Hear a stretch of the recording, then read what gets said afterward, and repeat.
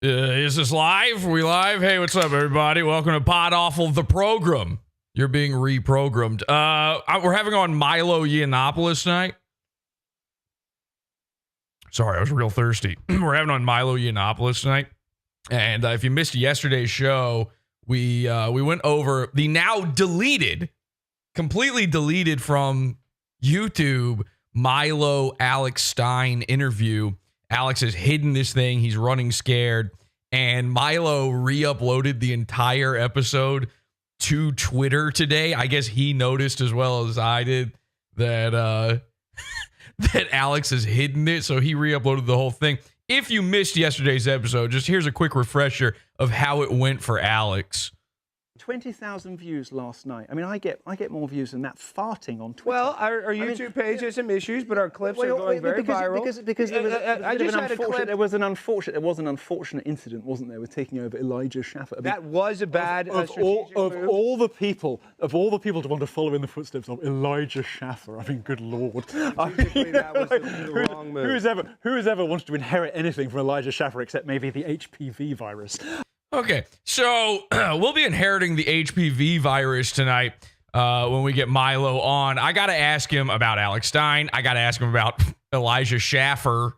Is it Schaffer? I like that he doesn't even give a shit if that's the guy's fucking name. He is now in a fight with Ethan Ralph and a fight with Dick Masterson. You know, today, either today or yesterday or tomorrow, I'm not sure what it is. You know, yesterday we announced on the show that Milo is coming on. And I said either tomorrow or the next day, Milo is also supposed to go on Dick Masterson's show. Well, oops, wouldn't you know it, Dick canceled everything. Now, he tried to make it sound like it was because he didn't want Ethan Ralph around his pregnant wife, which I would believe if anyone said it other than Dick Masterson. Number one, because Dick Masterson obviously doesn't actually want to have kids. He's probably hoping there's some way to miscarry that baby. But number two, because I know that Dick Masterson is running scared from me, Jesse, from PodAwful. PodAwful one. PodAwful one. Why wouldn't he be? This is one of the worst fucking combinations that could ever happen in internet history. PodAwful, Milo Yiannopoulos, and it's fucking happening tonight. Let's go.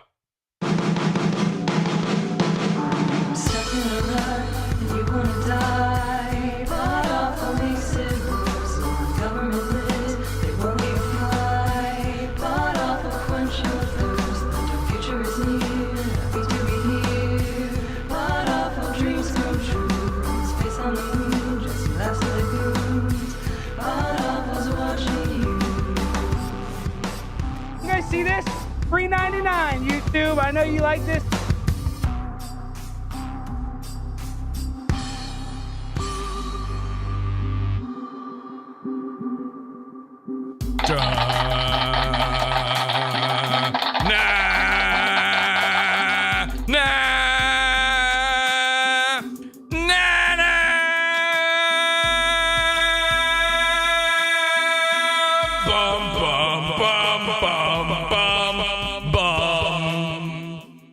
Actually, I probably shouldn't say bum if we're having Milo on. You know, he's sober from butt.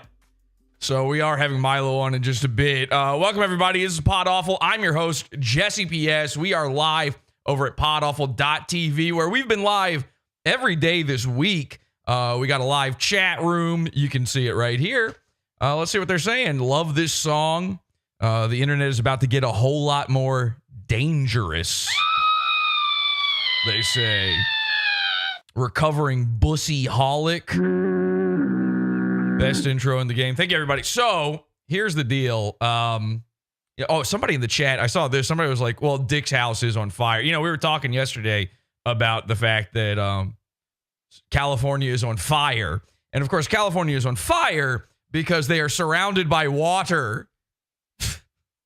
So who knew? This is a brand new. I'm trying to still work out the math on this. I still have people tweeting at me, leaving comments, messages saying, well, you know, Jesse, the salt They keep mentioning the salt and the water and how it's bad.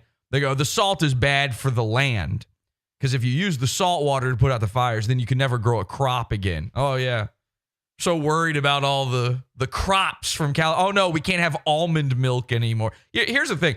I'm pretty sure you probably need to have, all the other stuff beyond the land in order for the farming part to make any sense. Like if it, all right, let's say that the soil is not ruined, right? Maybe it's even made richer by the fire. What's going to be really hard to grow your crops with is all the fire fucking, if the crop is on fire, you're probably not getting anywhere with it. So anyway, Dick's house is not on fire.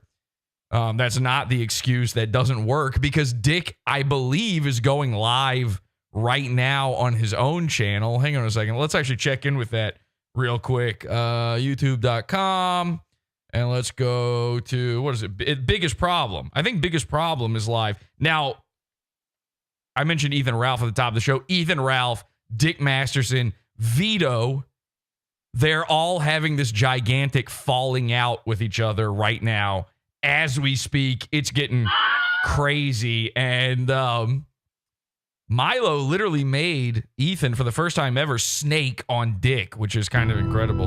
Oh, yeah, see, we're 2 minutes away from the biggest problem in the universe starting. So I guess, I don't know if Ethan was supposed to be on the biggest problem right now. I don't know how Milo was supposed to be involved. I'm not sure what the fucking deal is with any of this stuff. We'll ask Milo about it and figure it all out. But Milo's entire timeline, he's an interesting guy. Every day is a new, horrifying, dramatic problem. And I know, Milo is an ex-gay guy, but you wouldn't know it from looking at the amount of fights he's in every single. It's one of the most over-dramatic, queenie sort of things you've ever seen. Every single day he's getting into a fight with a new guy. You got Alex Stein, which I love. You got Dick Masterson. I love it. You got Ethan Ralph. Holy shit. Ethan Ralph at the absolute lowest, the worst he's ever been. I think it's safe to say. People were asking me after the show yesterday too, did you really like Ethan? Did you really hate And I've always been very clear about this with Ethan Ralph. Ethan he used to be one of the most entertaining characters, these internet characters, there's ever been. And then he hosted PodAwful, and PodAwful made it worse. I don't know what happened, but one day Ethan Ralph no longer knew how to do a fucking show whatsoever. It's the PodAwful curse. I don't know what's going on. I just know I'm happy to be here. People are saying H2BH in the chat right now. Jesse and Milo are kind of the perfect duo. Don't start shipping us or anything. I also got to ask Milo about Pariah the doll. He's spending a lot of time with Pariah the doll, who I don't know if we're supposed to now just call, Pariah the doll. It was a trans, right? It was a model. And one of those that was like, kind of past.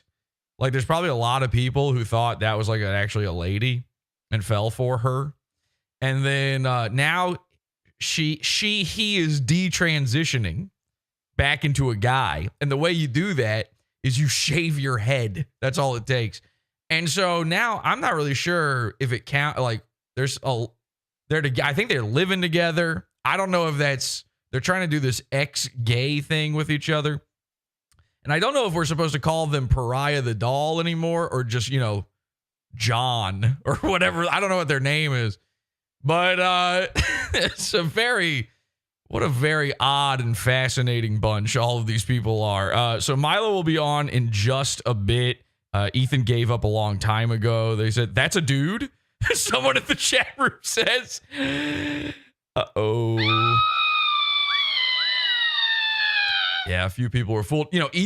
Another guy that we got to talk about with Milo is Nick Fuentes. I really want to get his opinion on, and let me know in the chat, by the way. We'll take questions from the chat as well. If you got anything you want to ask Milo. By the way, we're live right now. I'm in the Discord, podawful.com/Discord. If you want to call in, join our call-in channel, podawful.com/cult. and you can call in. I do want to ask him about Nick Fuentes and the entire, what are his theories on the gunman? I can't get over this gunman thing. I really didn't want to get this involved in the Nick Fuentes lore, the Nick Fuentes, the politics of it all and everything. I know I'm not helping myself by bringing on Milo. Actually, hang on a second. Let me look this up real quick. What was this thing called? I think it's called this. I got to ask him about this. This is one of the most embarrassing things I've ever seen in my entire life.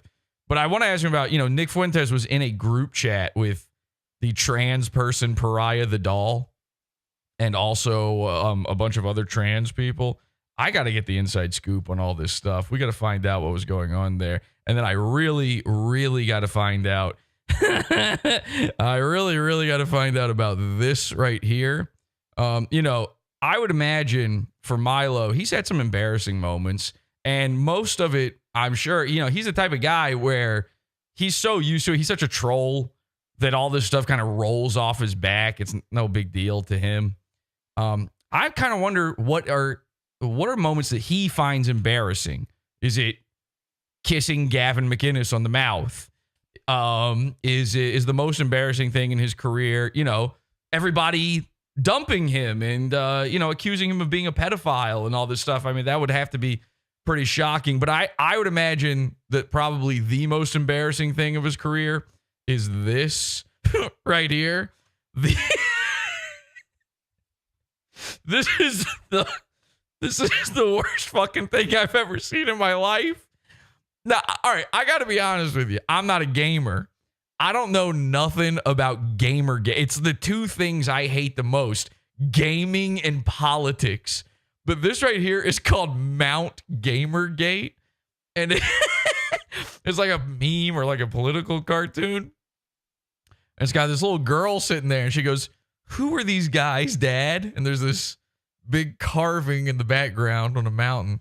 And the dad says, "That's Sargon." I'm sorry. Oh my God. Literally just saying Sargon is so wild. What year is it? 2025. This image was made 9 years ago. Ooh. Only 90s kids remember. Where are they now? Oh my God, Lenny. That's Sargon, Milo, and Adam. I don't know who Adam is. He's like I don't either. One of the biggest heads on Mount Gamergate. No clue. The internet aristocrat. And AKA Medicare. Yeah, that's Mr. Medicare, right? And Ralph, honey. And then I was looking at this and I'm like, is the dead skull man Ethan Ralph? Did he used to be known as one of the Earth's skullmen? And apparently I literally had to Google this. I had to look it up. I'm such a dweeb. But yes, this is like his old look. People used to not know what Ethan Ralph looked like, I guess. He was like a hidden internet cartoon man. And so imagine if they knew. Imagine if they had he would never have made it on the mountain if they had any idea. And they'd be updating. They'd be chiseling the mountain every year, adding new folds and tits onto him. How do you even give a mountain a black eye? Imagine that year. Holy shit. So, yeah, the dad is like, here's all our favorite guys, which I also love the fact that, the real Mount Rushmore's only got 4 guys on it, but they're like, Sargon's too important. we gotta get Sargon on there. How funny too is it like that 3 of the guys out of the 5 are cartoon avatars? Anyway, this has got to be Milo's most embarrassing moment ever because look at this fucking depiction of him. And then the guy says, 5 great men who helped save Western civilization. Guys, we did it. Beautiful paper. Beautiful. The day is finally safe thanks to Ethan Ralph and friends. And it is because now we can play Call of Duty and, be a terrorist, and the games where a lady's butt isn't fully visible, they don't make any money. So Western civilization is saved. Anyway, come on over, all of India. Help us save Western civilization. One Indian at a time. I stare at this image. The first time I ever saw this, because again, I'm not in on any of this. Have you ever seen this before, Lenny? Yes. Scott, you seen this before? I haven't seen it before, but I have perused the Gamergate subreddits and stuff like that, so I've seen similar sort of stuff. I saw this for the first time like 2 years ago. And for me, this is like JFK being shot or 9/11. I remember where I was that day when it finally dawned on me that this is like a real thing. Like I'd heard, Gamergate and blah, blah, blah. I probably even talked about Gamergate on the show a little, but I didn't know anything about it. I didn't know who any of these guys were except maybe Sargon. Oh, and Milo. I would have known who Milo was. We're already on the second Gamergate. We're probably raring up for 3 right now. Yeah, I should get into gaming just for that. So I can get added to the Mount Rushmore. I can be one of Ethan Ralph's tits at the bottom, just hanging there like a Kawatu on his fucking chest. But anyway, I stared at this, dying laughing, and every once in a while, I just come back and revisit this image. And as with each passing year, this becomes funnier and funnier and funnier. And who is that Adam guy? I have no fucking clue. Does the chat know? Chat, who is Adam? Chat. Hey, chat. Who is Adam? Does anybody know? Would we know who that is, even if you said it? Might not mean anything. There's a little bit of a delay. We'll see. Adam Baldwin? Is that right? This is wild. Someone said, isn't it? This is like one of the most fucked up things ever. And Milo, because he kind of fell off for a while, he got fucking pushed out of everything, and then he just... Talk about falling off. Adam fell off, man. Well, nobody fell off fucking hard. We really got to remove him from the fucking mountain at this point. Milo kind of fell off for a little bit there, and so there was a time where you would look at this and go like, and Sargon too. Nobody talked about Sargon forever. So like, literally, the only relevant people on this mountain for years were these two: the old bewigged man and the evil skull. Which that you're not on the good side, by the way, when you're carving evil skulls wearing crowns into mountains. Like, that's a classic rule of all of society. Every cartoon ever. There's never a good guy who lives inside the Skull Mountain. That's where you go to find a dinosaur to fight a monkey. So, anyway, this thing is just incredible to me. Yeah. I hope to God, if I was Milo, I'd sue. I would see this and go, I'm sorry, you cannot use my likeness. Not that they did, by the way. I don't know what the fuck this thing is. This bizarre tube head they've created. This is probably why Milo, switched up his whole look after he was like, this is what people think I fucking look like. Anyway, so we're going to get him on in just a bit here. So here's what happened. We were supposed to start a little earlier. And I know people are like, oh, is this even, like, whenever I announce a guest on the show, people are like, is this even real? Is he going to be here? Are you just dragging this out and it's a troll? I promise you, I was literally on the phone with him. I texted with him. What happened was we were supposed to start earlier, but Milo is famous. Okay? And I tried to warn everybody, we can't guarantee anything with this. And here's what actually, famous people do. They just double book everything. And then on top of that, now, again, if Milo says he's straight, I believe him. But, it's kind of hard to shake old habits. Now, I'm not saying, this old habit, this shaking old habit. I'm saying once a flighty gay guy, that certain immutable traits exist. And so there is a part of me that thinks like, he kind of spaced and then he double booked. And so he gave me the option. He said we could either start on time, but I would have to leave a little earlier because I've now got this other thing. But the other thing isn't going to take a lot of time. So if we start late, if we push, and I told him, I'll start the show early.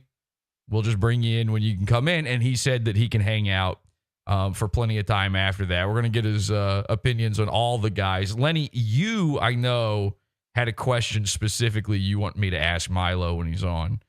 I did. What was it? Because I've already forgotten entirely. Well, I've got a friend, and maybe you know who I'm talking about. I don't want to name names. Okay, but, I'll ask on your behalf. I'll ask about your friend. What's going on? He's struggling with substance abuse and homosexuality. Right. And he has been for a while. The homosexuality is a more recent thing. Mm-hmm. But I was wondering, in the interest of trying to get him on the straight and narrow, what would Milo recommend tackling first? Okay. The homosexuality or the drug abuse? Well, listen, let me tell it to you like this. Another person maybe we should talk to Milo about is Laura Loomer. He's sort of locking horns. He's sort of in an eternal struggle with Laura Loomer. And, I wish I had this ready to go, but he actually got a chance to confront Laura. They went head to head, and Laura is an insane person. And Milo has a certain, his reputation precedes him. And you would assume he's going to act a certain way. And I would say in this video that I saw of them going head to head in person, Milo kind of took the high road. I think he realized just how insane the person in front of him was, and he just kind of let her go. And a lot of people took that to mean she won the argument, but you can kind of tell on his face, he's like, wow, this bitch is psycho. And over again, she just kept accusing him of being a drug addict. Okay. And it was very contentious, and a lot of the comments, a lot of chatter, a lot of people chirping on this one saying she got you with that. You didn't say anything back to that because you're a drug addict, Milo. So just to be clear, what you want me to do right now is I have one of the big guests, one of the big gets of the show, and you want me to say to him, which is worse, being gay or being a drug addict? Two things he denies being. Yeah. Okay, we're going to write that one down, and we're going to ask him about that. Scott, you got any fucking brain teasers you want me to ask? The Mount Rushmore of Gamergate? Yeah, I just want to know how many cherries he can put in his mouth. Okay, guys, you can call in podawful.com/cult if you'd like to call in. Join the call-in channel.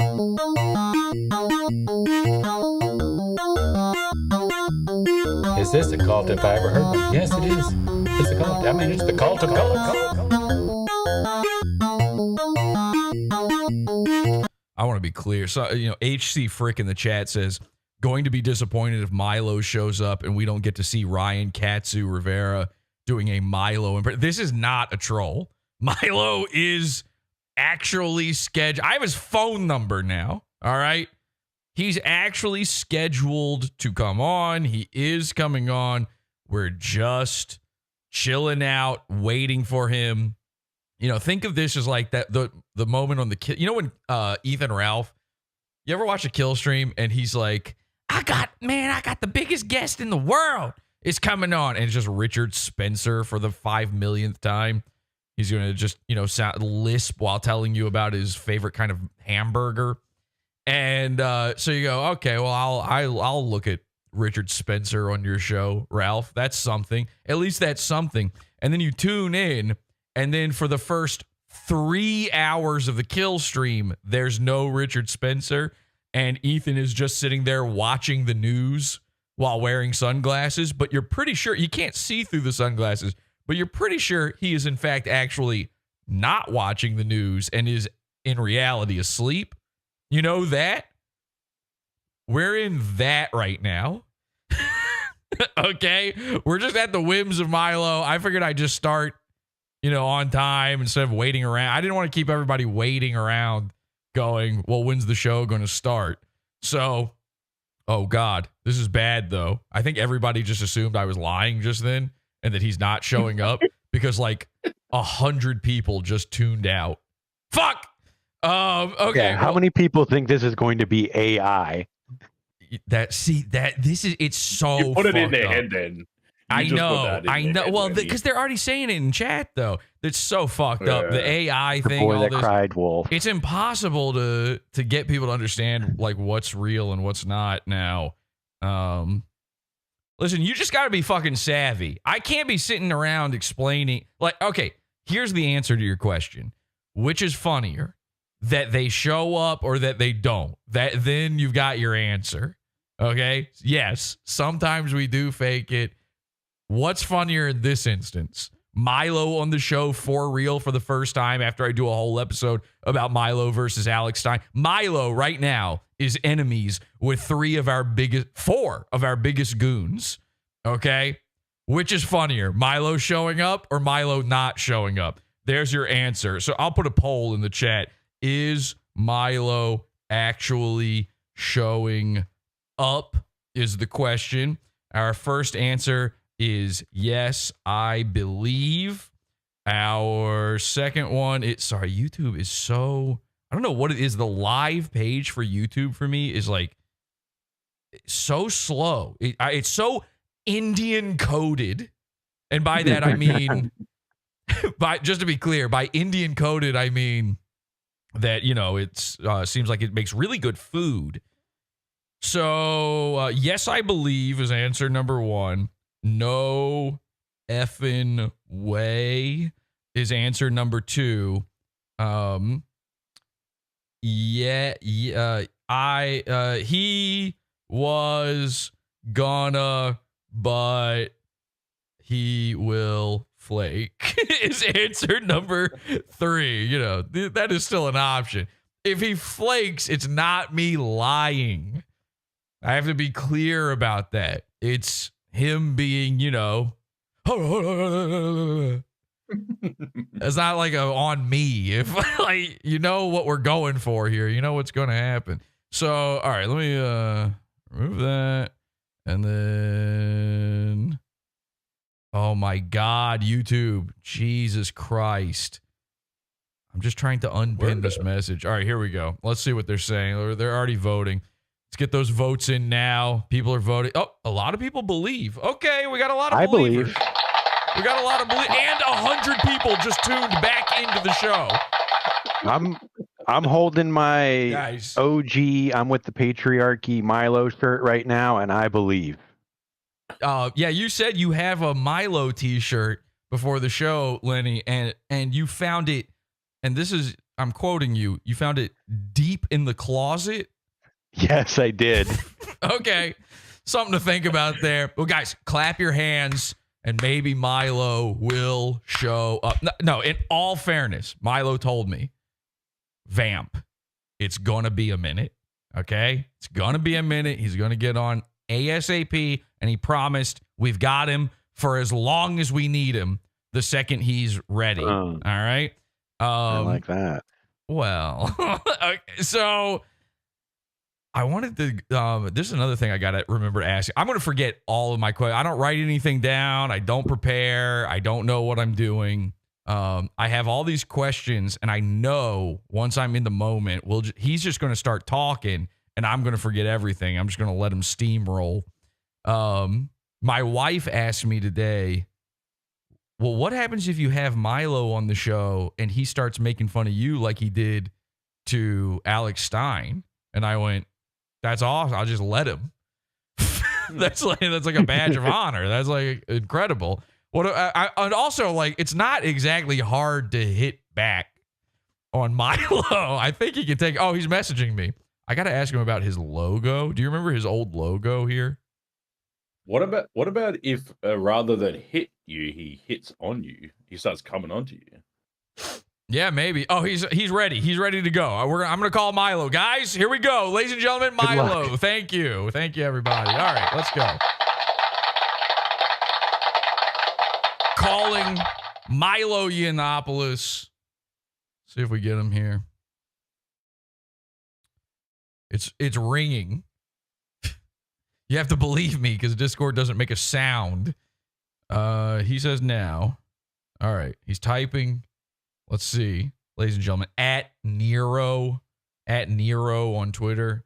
Milo Yiannopoulos. If you don't know Milo, he's part of the Mount Rushmore of Gamergate.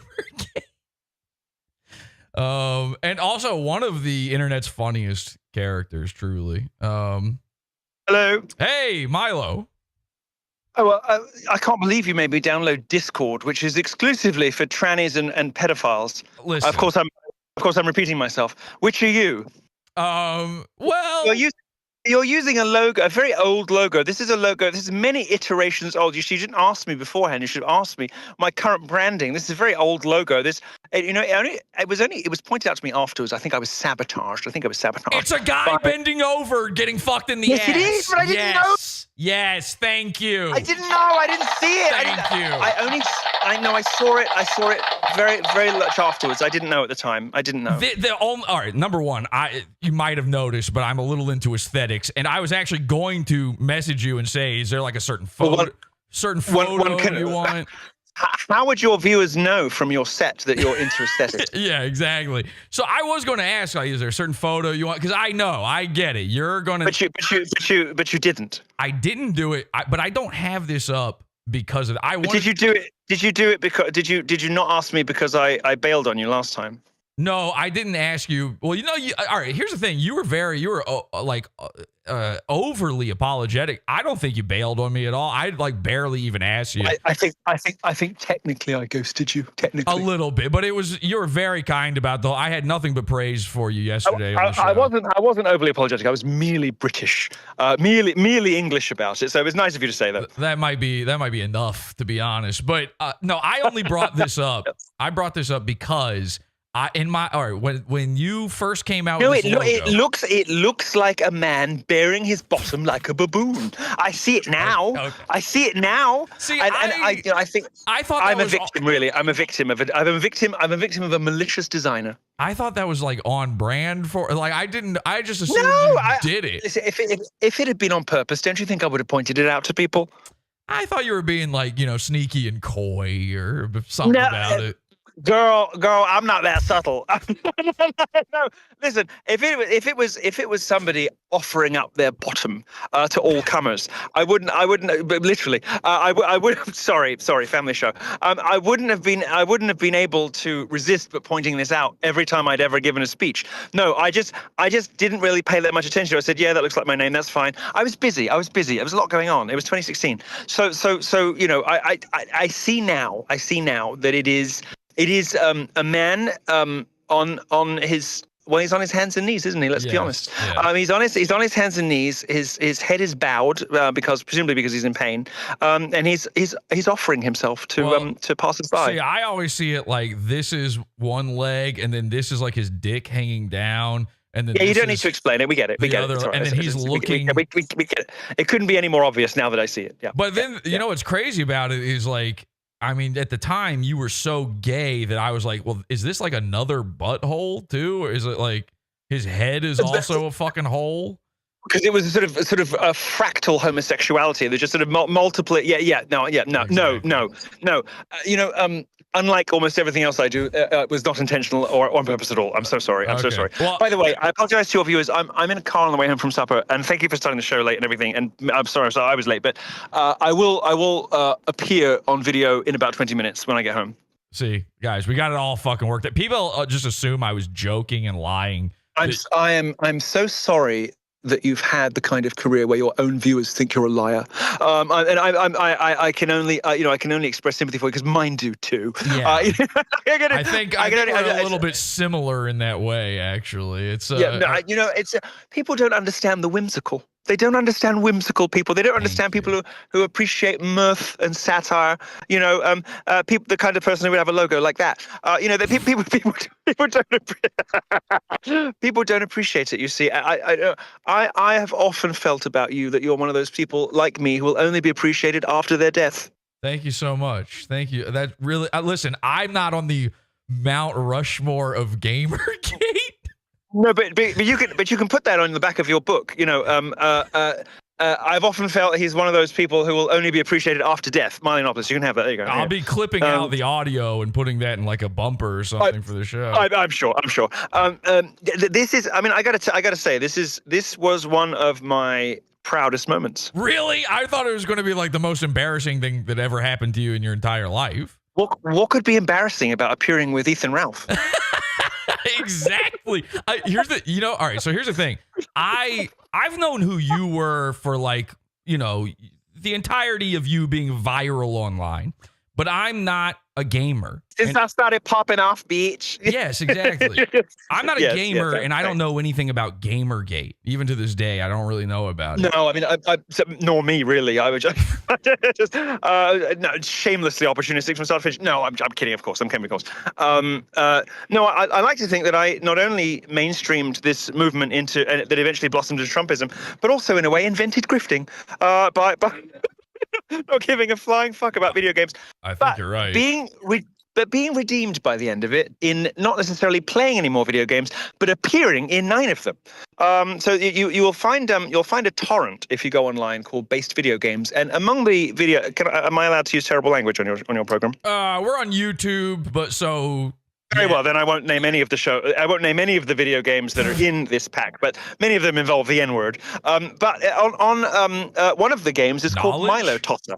Milo Tosser. And Milo Tosser, in this, just go if you're at home and you're feeling like committing a mild act of copyright infringement this evening, go onto your torrent search engine of choice and look for a based games collection or based video games, and you will find a number of games. Some of them have very I have to say, very offensive titles, which I will not repeat on a family show.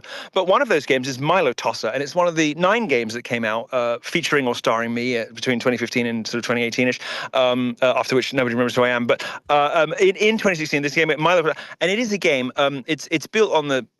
I think the Unreal Engine, so it's the familiar mechanics to anybody who plays video games. Right. But basically, you toss me off a roof in Iran, and you have to you have to hit the target on the floor and ensure that I don't bounce onto any jihadis. And the person who has made, and you obviously get bonus points for getting me in the middle of the target. And the person who's made this game clipped so many things I don't even remember saying, but they're obviously me. Just like hilarious phrases when you win or don't win the game. It's wonderful. It's brilliant. I should really just have told you to go and buy it, I suppose, now that I think about it. But I'm just telling you how I found it in this torrent. But I'm sure it's on Steam. But so I didn't finish it. I wouldn't say any more of a gamer, except for one thing I will tell you in a minute, which nobody will believe, and nobody ever does believe about me. But I did finish it in 9 video games, so I feel I earned my credentials. I mean, people play video games for 40 years for a little guest appearance. I'm in the expansion pack for Postal 2, Paradise Lost, where I play a coat check in the gay nightclub. But there's a special Milo mode. If you put a code in, every NPC in the game turns into me, and I recorded all the vocals for this video game. So it's like, "Don't kill me, darling," and you can just sort of take. It was very popular among feminists because you can take a chainsaw to every character in the game, and they're all me, and you're just sort of screaming in death and all that. That's very exciting. Is the code you put in up, down, up, down, up, down, up, down, up, down, up, down for no reason? The same thing you put in Photoshop to come up with that logo. So it was very good. It's very good. So there's only one exception to that, which is that subsequent to Gamergate, in the years that have passed since, I have racked up 10,000 hours in Counter-Strike, which puts me in like up. I mean, you don't play video games because you're not shocked and awed and excited and impressed by that. But 10,000 hours is a fucking long. Sorry. I mean, 10,000. Excuse my language. 10,000 hours is a long time. I don't have to play video games to know that, Milo. Well, all right, okay, but so 10,000 hours. That's what's that? That's the Black Swan guys, like how to become expert. Anyway, so I am one of the best Counter-Strike players in the country. that nobody knows about this, and I never let anybody know this, and nobody will ever know what my username is, because it is. There's so little about my life that's private, that's secret, that's just for me. Because I vomit every thought I have onto Twitter or Telegram, everywhere else, and anything anybody asks me in an interview, I'll just tell you. So there's so little in my life that's just for me, and one of those things is my identity in Counter-Strike, because I am one of the best players in the country. Was Counter-Strike the one that Elon Musk said he was like one of the top ones in, or is that a different game? I didn't know. I didn't notice, but I'm obviously the old Counter-Strike, so Global Offensive, and the terrorists win. That's my game. Do you like playing as the terrorist? Hello? Oh, do you like playing? We're going through a black spot. Okay. We're going through a black spot. I'm sorry. That's a telecommunications term. Let me. Sorry, I can't see you anymore. Can you hear me? Yeah, I can hear you.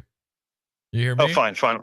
Yes, no, I think we're right. I'm going through a black spot in Los Angeles, which is not what it sounds like. It's a period of it's an area of telecommunications problems. I thought it was from a fire. No, I've been very lucky. So I live in the safest house in Los Angeles. I live in the Garber House, which is a 1920 concrete and travertine marble mansion built by Frank Garber, who was afraid of fire. So it's on an artificial mountain, well, at least a large hill, and it is a house that is entirely flood, earthquake, and fireproof. So I'm in the only place in Los Angeles I know that I could just sit tight and be okay. Does it concern you? Does it concern you at all that you live in like a creepy old castle on a hill, and then also you're involved in a mountain with a skull on it? Well, I knew when I was born that I was destined to end up on the mountainside. I mean, my mother says because we were thinking of abandoning you there when you were a child. But it's turned out instead that I've been carved into mountains figuratively. Somebody asked me the other day. They said, if you were to carve your own Mount Rushmore, who would be on it? And I said, well, it would be 5 of me. In honor of all the people who had my back over the years. Yeah. So, no, I've been through some ups and downs. You could put that bloody logo on again. All right, hang on, but I wanted to say I don't like to think of myself that way anymore. I know.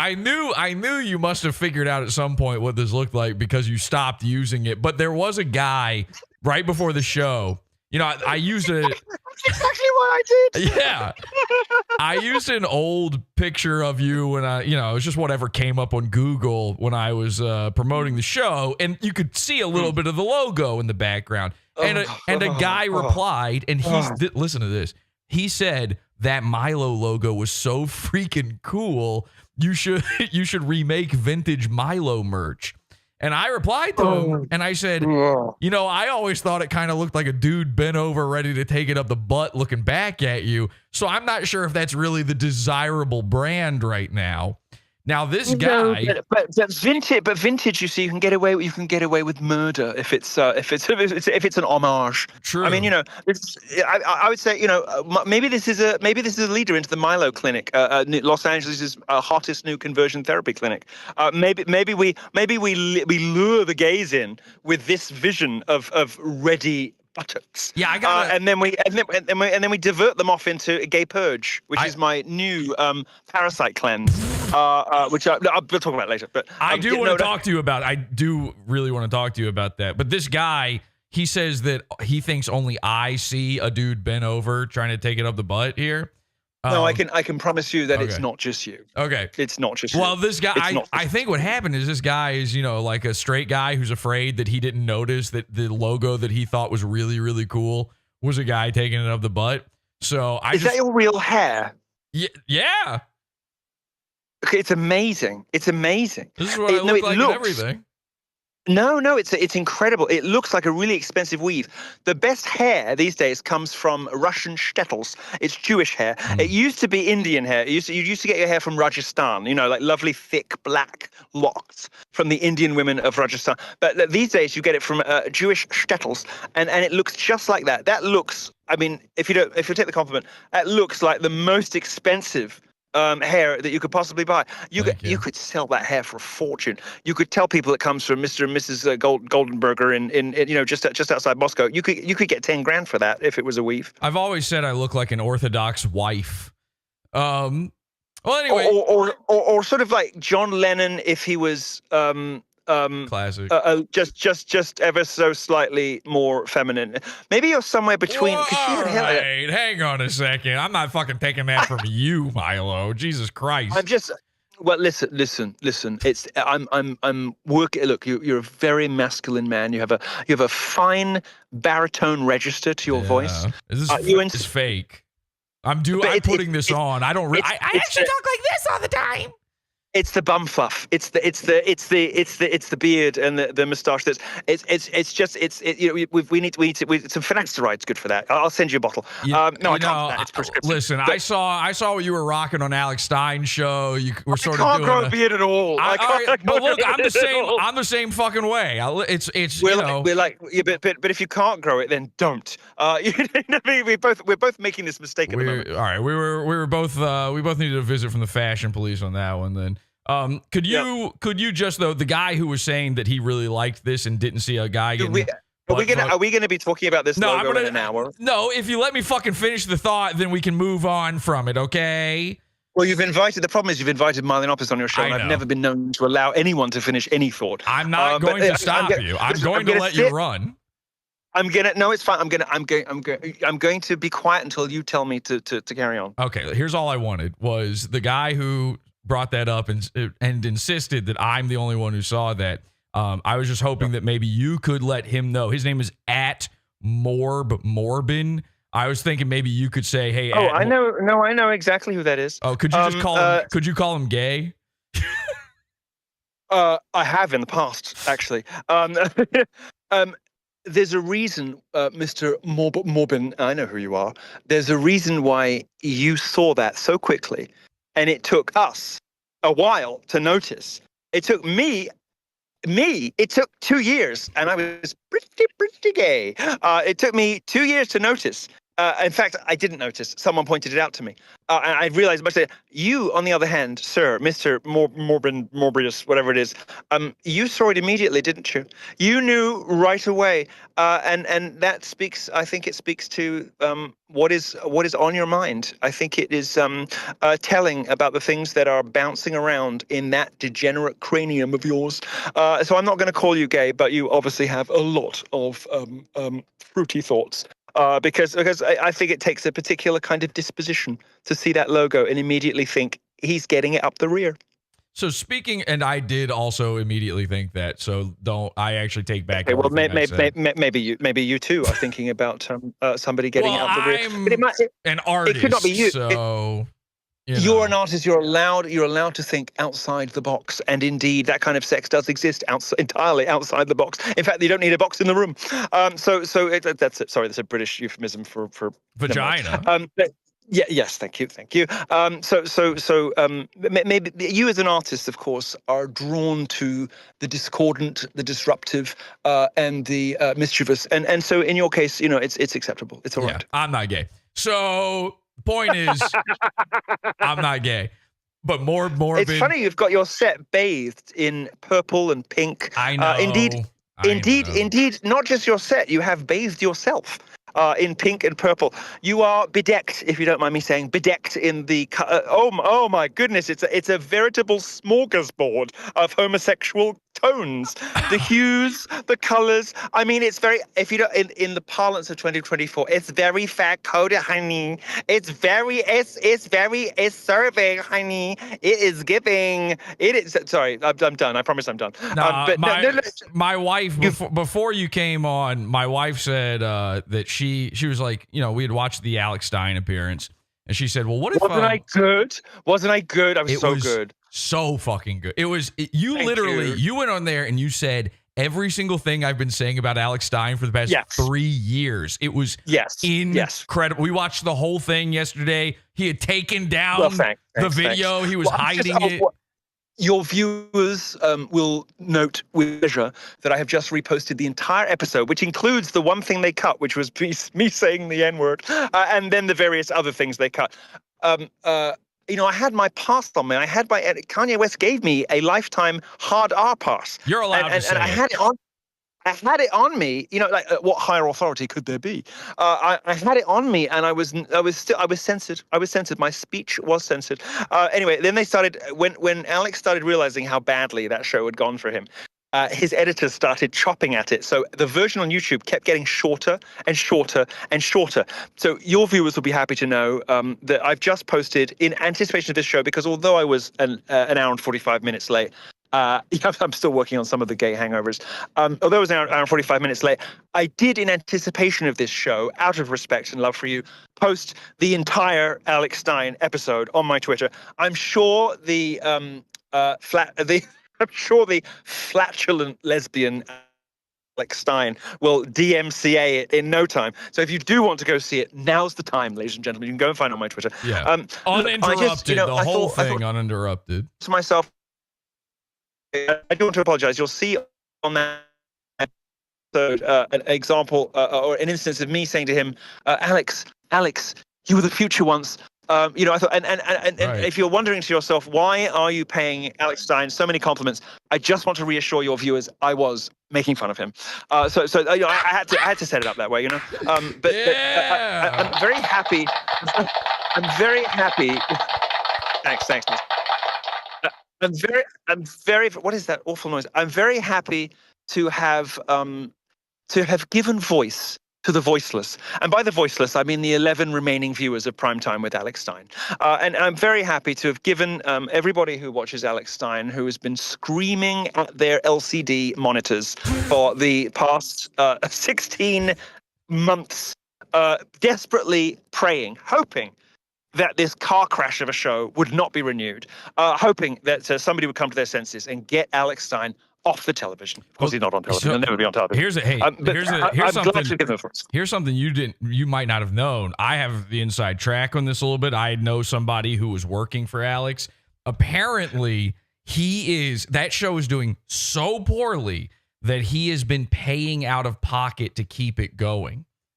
So that is also my understanding. Yeah, it's pretty incredible. If I minimize this window on my iPhone, I hope it doesn't end the call. But since you said that, I just feel the need to tweet it. Just been told by @PodAwful, live on. Well, you see, the algorithm punishes when you tag people. You're right. Someone's talking about. You're right. But I'm gonna. No, I'll do it anyway. Just been told live on PodAwful. Or should I say by PodAwful? What's your preferred parlance? Yeah, my pronoun is both PodAwful. Yeah. Just been told by and on PodAwful. There we go. No, I'll just say just been told by PodAwful that prime time. Sorry, I'm typing on a keyboard in the car, so if I sound like an absolute retard, that's why. Prime time with Alex Stein. I'm just saying it like the viewers do. Prime time with Alex Stein is doing. I'm sorry. I just need to get this tweet out. I'm so sorry. No, go ahead. Is doing so poorly that he is paying out of pocket to keep it going. And then in honor of the Gamergate graphic you showed just a moment ago, I'm going to say lol lamau Rufflecopter. Who's heard Rufflecopter in a while? Rufflecopter. There we go. I'm dead. And I am now going to take this time to. I'm deceased. Gag me with a spoon. Now, sorry, I'm done. I've sent it. I'm done. I've said it. I'm sorry. I'm done. I'm back in the room. I'm also now tweeting, and I'm quote tweeting your tweet, and I am saying live right now with Milo, and then there we go. Okay, so I died watching that episode. It was so fucking funny. It was so good. I was so happy that you brought up that he stole the Eliza Schaefer channel and how fucking sad that is. No one's ever said it, and I said it to him on his show. I've been waiting. So here's the thing. You don't know this, but I was the first guy to know. I revealed that. Like, I was the one who was telling people. Were you? Oh, yeah. Well, thank you for your great service and your great credit. And I know that you know this already, but allow me the pleasure of telling your viewers, it absolutely screwed Alex ever since. Yes. Because is it just an example of how good things happen to good people, bad things happen to bad people? The ultimate general overall trajectory of the universe is until it bends toward the arc of justice.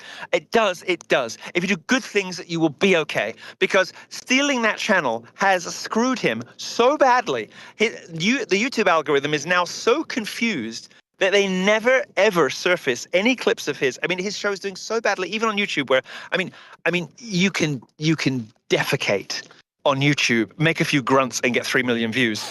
Alex Stein can't crack 20 grand for 20,000. Can't track 25,000 views for a whole episode of the show. Of course, mine was cruising towards 250,000 before I yanked it. But you can't do stuff like that without consequence. And the algorithm, because of course Elijah Schaffer, the boob grazer, moved, I don't mind Elijah. Has moved on to. I hate him. No, let's talk shit about Elijah too. Let's talk shit about Elijah. Okay, fantastic. He fucking stinks. Thank God. Thank God, he's awful. And by the way, is there a bigger closet case than Elijah? I mean, and YouTube's the YouTube. No, Elijah's. Oh God, Elijah. Oof. Anyway, look, I can't. I'm about to go into business with somebody who's in business with him, so I got to be a little bit careful. But not a fan. So look, Alex Stein, however, let's keep our eyes on the prize. Stole his YouTube channel, which is just such a typical Blaze thing to do, isn't it? Just sort of scummy, low rent, nasty. I mean, if it were any worse, it would be the Daily Wire, and that's as bad as it gets. So you know, it's just marvelous. Anyway, point being, stole this YouTube channel. YouTube now doesn't know which one is. Well, it does know which one the real Elijah Schaffer is, and it now doesn't really understand what that old channel is doing or is for. Right. It just never surfaces it in the algorithm. Sweet justice. I will tell you this. I'll tell you something serious, okay? Okay. Alex Stein, I thought was merely a harmless, if somewhat embarrassing buffoon.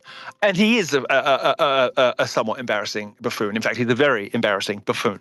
But something worse than that. Since I went on that show, I mean, my God, it's ignoramus. It's just levels of imbecility in that man. He's such a slimy son of a you know what as well. After the show, he's like, "Oh, what are you doing tonight?" And I'm like, "Well, I made plans because I knew you wouldn't invite me for dinner." And he said, "Oh, well, yeah, I'm busy tonight." I said, "So why did you ask me what I was doing? You're just You're just a scumbag. Like why even ask me?" And his girlfriend, one thing you don't know, his girlfriend was in the audience for that show, shaking her head, and just her head got lower and lower and lower, and she just by the end, her head was in her hands. And I don't know if they've ever had sex since. They may not have had sex for a long time already, but no, he was so sleazy and scummy, and exactly how I knew he would be. I knew it would be. That I've had so many people who have said to me, what a fuck. Excuse me, I'm sorry for language. I'm so sorry. What an outfit. People told me afterwards, they said I looked like a Texan vampire hunter. Isn't that great? Yeah, Isn't that great? And I do. It's great. But no, look, I've had so many people, sorry, I was just going to get this point out. I've had so many people who've said to me afterwards, "I'm so glad you did that." Not just because it was great content, and not just because hopefully it will hasten the end of both his show and his career, but because he did X to me. And each time somebody tells me a story, it's slightly different, but it involves the same kind of personality quirk of Alex's. And these personality quirks are snaking from cowardice. And what I mean by that is he's that guy who can't bring himself to tell you that the boss has banned X, so he just ghosts you instead. He's that guy who's too proud to say that the Blaze has laid down this rule. So he just chats shit about you instead. I'm so sorry. He just chats nonsense about you. No, you can say shit. You can say shit and retard and. I just can't say that the vaccines. I'm joking. But no, look. He can't bring himself to admit that he sold his soul to, I mean, I don't even want to credit Glenn Beck by calling him the devil. Lucifer was at least the choir master in heaven. I mean, if you've heard Glenn Beck, but no, I've heard so many stories from so many people who've explained the disgusting behavior of Alex Stein. And if it's somebody else, if it's Sarah Gonzalez or if it's James Poulos or whatever, understand the deal they've done. They understand the situation they're in. And those are both, to my understanding, and so far as I have experienced, I can't talk about how they treat other people. It really is a great picture of me. I can't say about how, for others, but they have both said, you know how the Blaze is. If you hope you understand such and such and such and such. I'm like, you know what? Fair enough. Fair enough. They level with you. They explain the situation. They say what you can. Alex Stein is so proud, and pride makes you stupid, and pride makes you hateful, And Alex Stein is so proud that he can't bring himself to admit that he's not the king of the universe and he can do whatever he wants. And this over time has eroded his self-confidence. It's eroded his performance abilities. It's eroded his comedy to the point where he's no longer really funny at all, if he ever was. And on his show, what I sought to do, and I think demonstrated really, really well. No, I don't think it was ever funny either. What I sought to do and demonstrated really well, I hope, was that you might have BDE in a room full of suits, but you don't when real talent is opposite you. And in dominating him as completely as I did on his own show, he was screaming and shaking his papers and saying, I want to get on the show. And I just said, how can we get on the show when we haven't finished the introductions? I was trying to demonstrate. You host cucked him. You completely host cucked him. And yeah, I thank you for knowing the word. And I did. And, I do that to friends too. I do it to Tim Paul every time I'm on, but I do it with affection. I do it with affection. I've sort of done it a little bit this evening. But I like to defer to you out of respect because I think you're a good guy. So I at least let you ask questions, once every 20 minutes. But the thing about Alex, I wanted to demonstrate what it's like to be in the room with actual talent. Because obviously he doesn't know. He stays away from. He doesn't invite anybody who's actually good on his show. He doesn't invite anybody with brains or talent or intelligence on his show because he knows his limitations and he needs. Sorry, you're going to hear some car doors. Sorry for the noise. You're fine. He needs to be the loud, brash mess. Without which he doesn't have anything. And so I thought, well, you know what? I'll be a loud, brash mess, but I'll also be one who's telling you a couple of home truths that nobody else can, and nobody else has. And I'll demonstrate that not only can I do you much better than you, but I can also tell you what you need to hear that nobody has told you. And really demonstrate, illustrate, expose just what an enormous opportunity you have squandered in your pride, your stupidity, your cruelty, and your cowardice. Exactly. And so that was my target going onto the show, to be perfectly frank with you. And I gave him an opportunity to do what he has ignored. Look, I'm not trying to toot my own horn or whatever. It's a very long time since I was famous, blah, blah, blah. But I'm really, really good at a couple of things. Better than anybody else, really, in the space. And I offered Alex Stein, I wasn't sort of haughty about it. I didn't offer him mentorship, but I said, if you ever need anything, bro, I'm here. And he just never responded, never called me back on it. I mean, he did respond, but, he never took me up on it. And I just thought to myself, well, if I was a comedian who's not particularly talented, but was sort of getting some opportunities, and Milo Yiannopoulos kind of offered to take me under his wing, I think I'd probably do it, Yeah, 100%. Right. And I sort of, it just made me feel a bit silly for sort of seeing anything in him, which, like I say, mostly I was just making fun of him. But, I just thought to myself, this is somebody who doesn't want it and has cruised to an unearned position where really he needs to be put in his place for the good of everybody. And, as some of your viewers will know, if they've heard of me, I'm one of life's givers, And I just thought, for the good of the sector, for the good of the community, for the good of conservatism, for the good of everybody, I'll show you how it's really done. And so that was my goal going in. Well, that's another thing too. You say for the good of conservatism. Alex Stein is not conservative. He's not. He is a. You were talking about Gamergate and vending grifting. He is King Grift on all of this. I mean, it upsets me to hear you say that this serial cheater and loudmouthed liar and coward isn't a model conservative Christian. It shocks me. It shocks me. Well, you've shaken me to my core this evening. You have. I mean, he's none of those. Yeah, he's definitely none of those things. But he I know for a fact, like, he was voting for Beto O'Rourke the year before he went viral for going to those stupid town meetings or whatever.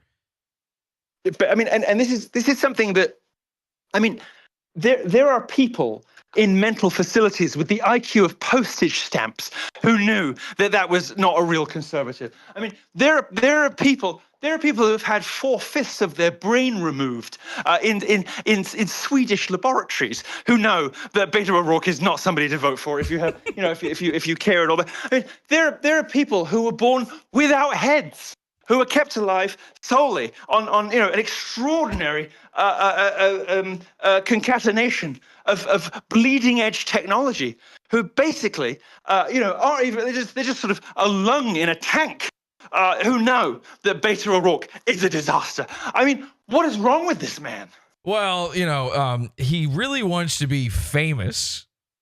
That's it. He doesn't want to be funny. He's not a comedian. He doesn't want to be funny. He doesn't want to be interesting. He wants to be famous. He's like a male Paris Hilton or something. He spent. Paris Hilton could put the fork down. No, I don't know about that.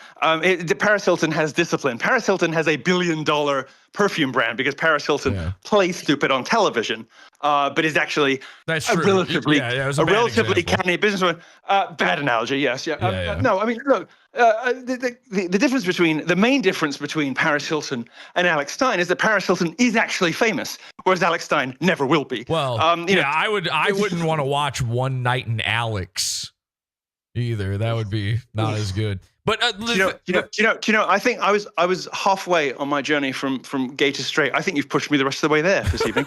Yes. I think you've just birthed a heterosexual tonight. Because One Night in Alex. I mean, just the mere thought of it, and I'm reaching for clunge.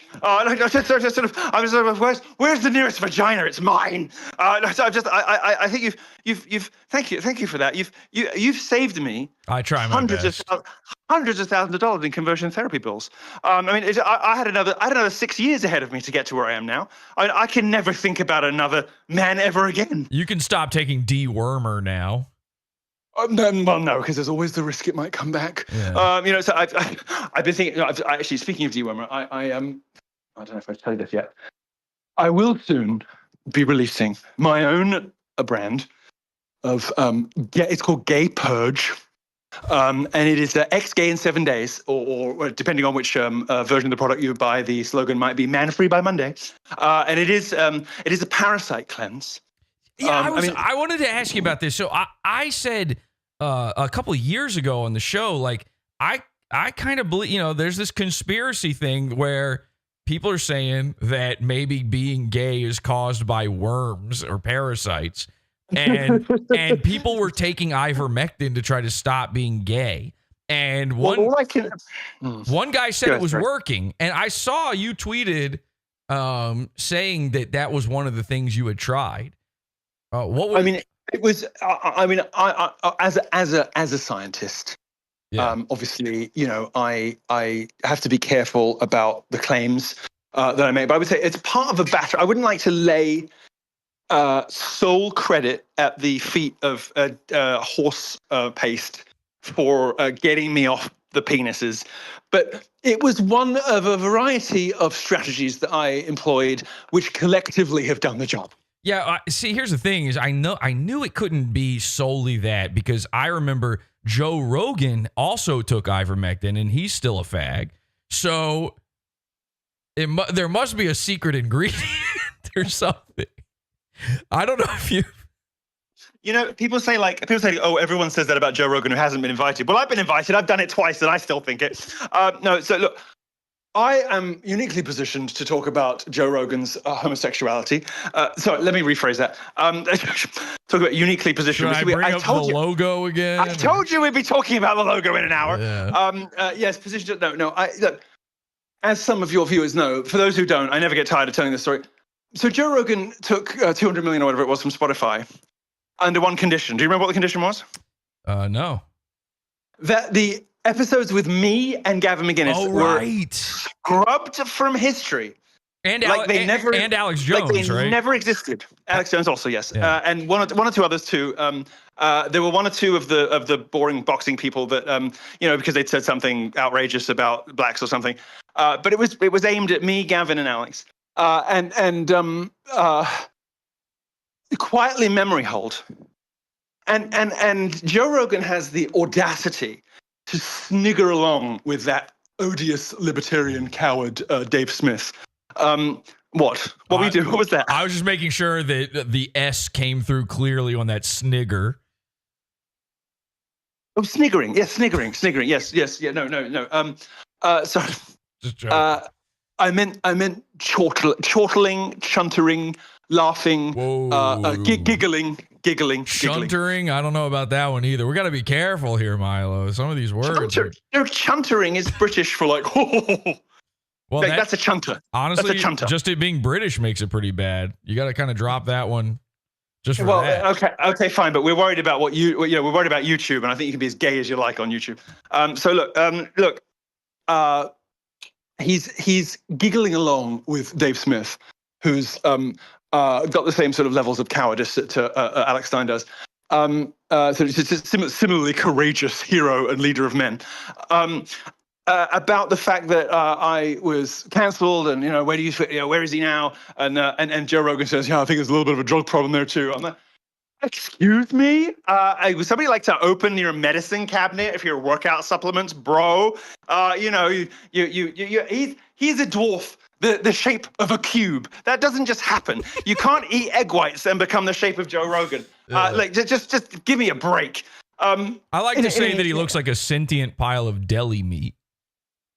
I like that. Yeah, I can see that you've thought long and hard about this. Yeah. But he's laughing along with him about this, not disclosing the fact that he's one of the primary architects of what happened to us in 2017. Because when the message went out that Gavin and Alex and I were too hot even for Joe Rogan, that was it for us, and that was exactly the time when Facebook pulled our pages too. Right. And so he is absolutely in the top 5 people most responsible for all that stuff happening in 2016, 17, and has the audacity to giggle along about it and suggest that we have problems that made it happen rather than you took $200 million in exchange for screwing your friends. Well, in fairness to Joe, when he's giggling, he's imagining himself humping a stool. So it's not really connected to anything else going on. In British, a stool means a poop. I said what I said. Okay. The one of the most illustrious and treasured positions in the British court for hundreds of years was the groom of the stool, which was the person whose responsibility it was to check whether the monarch's droppings were of an appropriate smell, consistency, and color. Because, of course, if the king was sick and didn't want to tell anybody, that would require immediate remedy. Cool. And you can tell with people, as with animals, what comes out the other end can tell you basically if they're pretty much all right. So there's a groom of the stool. So he's one of the primary architects of this. And what he could have done, and what he should have done, and what any normal human being would have done, would have been to reach out and say, listen, I hope you can understand. There's an enormous amount of money. I'm making this compromise.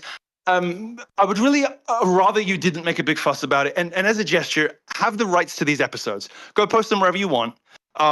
They're yours. I hope you don't post them because I would rather you didn't. Because I don't want to screw up my deal. I'll do everything I can to get the show to a place so I can have you on again. But I just want to let you know that this is happening because, and I'm sorry, man, but it's just a decision I've made, right? That is how, for somebody who talks about male courage, for somebody who talks about being decent, having integrity, for somebody who talks about a heroic male virtue, he doesn't display very much of it, Joe Rogan, because that sort of slimy, secret, silent, I'll just delete the episodes, give me the money. I felt that it was feminine, And I've, I didn't make a big fuss about it at the time. I never really made a big fuss about it. I posted about it once on Twitter a while ago, but I just thought kind of a bitch move. Yeah, well, Joe Rogan is a bitch, and I think any human being on earth could easily just plant him into the ground with a big windmill hammer strike on the top of his dumb bald head. What would grow if you were to bury him, if he were a magic bean? Something very, very yellow, like, and wafted, something you couldn't climb. I was gonna say like elk meat.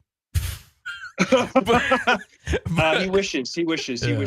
Something If he ate elk meat, I can't help but think he'd be just a little bit more heroic. I would, if we lived in, sorry, I'm a little focused on something else you said here. I feel like if we still lived in, them olden times you were talking about before, Elijah Schaefer would be the groom of the stool to some sort of. God, he would backstab, he would murder, he would bribe, he would do anything to get that job. That dude lives in a closet with a screen door on it. That's all I'm saying. So there's something going on there. I saw him one time. He was walking into the Blaze. He had this little manservant with him, this little Hispanic manservant that was like a little too buddy with him. Something was going on there. I think they're the gay equivalent of spinners. People who don't even have to kneel down to give you a blowjob, just these tiny little Mexicans with hungry mouths. Yes. I'm just saying there's no smoke without fire. I don't know of anybody about whom there are more gay rumors than Elijah Schaffer. I think my whole theory has been that stuff about him, touching on a boobie or whatever. I think he was just trying for some straight credentials. Exactly. He leaked that. That was him putting that out there, trying to go say to his wife, see, I'm not gay. I cheated on you. How can I be gay? I got fired for touching a boob. Yeah, exactly. Listen, I've touched plenty of breasts in my lifetime, and I could have been fired for any of those occasions. It doesn't prove nothing. Right. Let me ask you this: in your time of troubles, when you went through your troubles, and I'm still in it. So many people abandoned you. So many people that were once that you thought were your friends or you once called friends were no longer there for you. Out of all those people, because I've been watching you sort of set fire to all this stuff, and I've been enjoying it. And quite good fun, isn't it? Who was the worst? Who was the absolute dirtiest? Okay, so two answers. First of all, I'm not telling you who the absolute worst is, because the absolute worst is not a household name, but somebody everybody knows, everybody's big name. Okay. Who came to me a week before I was cancelled and asked to borrow some money and to fulfill a lifelong passion. If I tell you what it is, you'll figure out who that is, so I'm not going to tell you. But kind of hint at it, sort of fuzzed around the edges. Does this work? This might work on other people. It ain't gonna work with me. I will say whisper it when I want to. Whisper it. I'll tell you afterwards. I'm not. Draw a picture. I won't. You're luring me in. It's that glossy hair. It's the glossy hair. You're luring me in. Is it a guy or a lady? Oh, here we go. Hang on. Milo's on cam. Hang on. Let me throw him up on the board here. Look. I'm not telling you. I'm not telling you.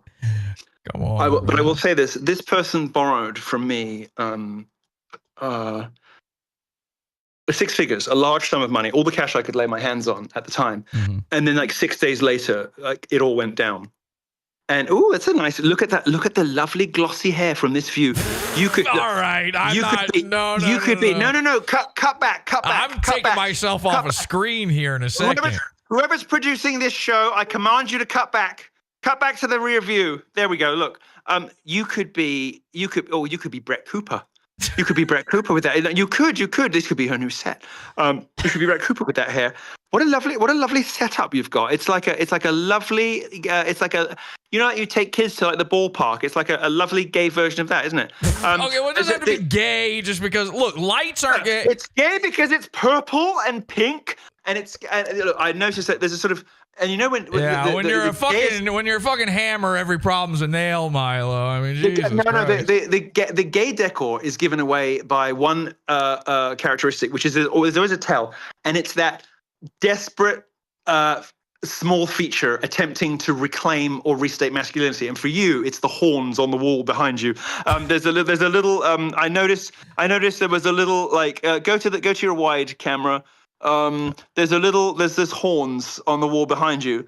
Yeah. Look. There's a little antelope. It's a deer. It's our dear God. It's dear God.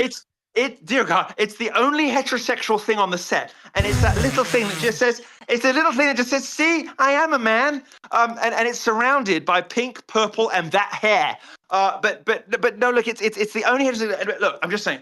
Hey, listen, I'm not taking this from a guy wearing a shirt that says "ex gay" while also wearing sunglasses that have pearls attached to them. Okay, you know, like I do that, don't I? Yeah, no, I do. It's not happening. I've got my Jewish therapist glasses today. Look at that. It's my Jewish marriage counselor glasses. No, look. What are we talking about?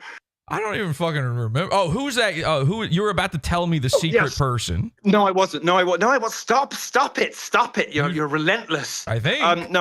I'm not telling you that, but I will tell you the second worst person is, which is Dave Rubin. Okay. Dave Rubin. I mean, I basically, he had a very mediocre, unsatisfying, nothing of a career until he decided to reinvent himself as a kind of pretend impartial centrist, but really giving platform and voice to the right of the right wing. Right.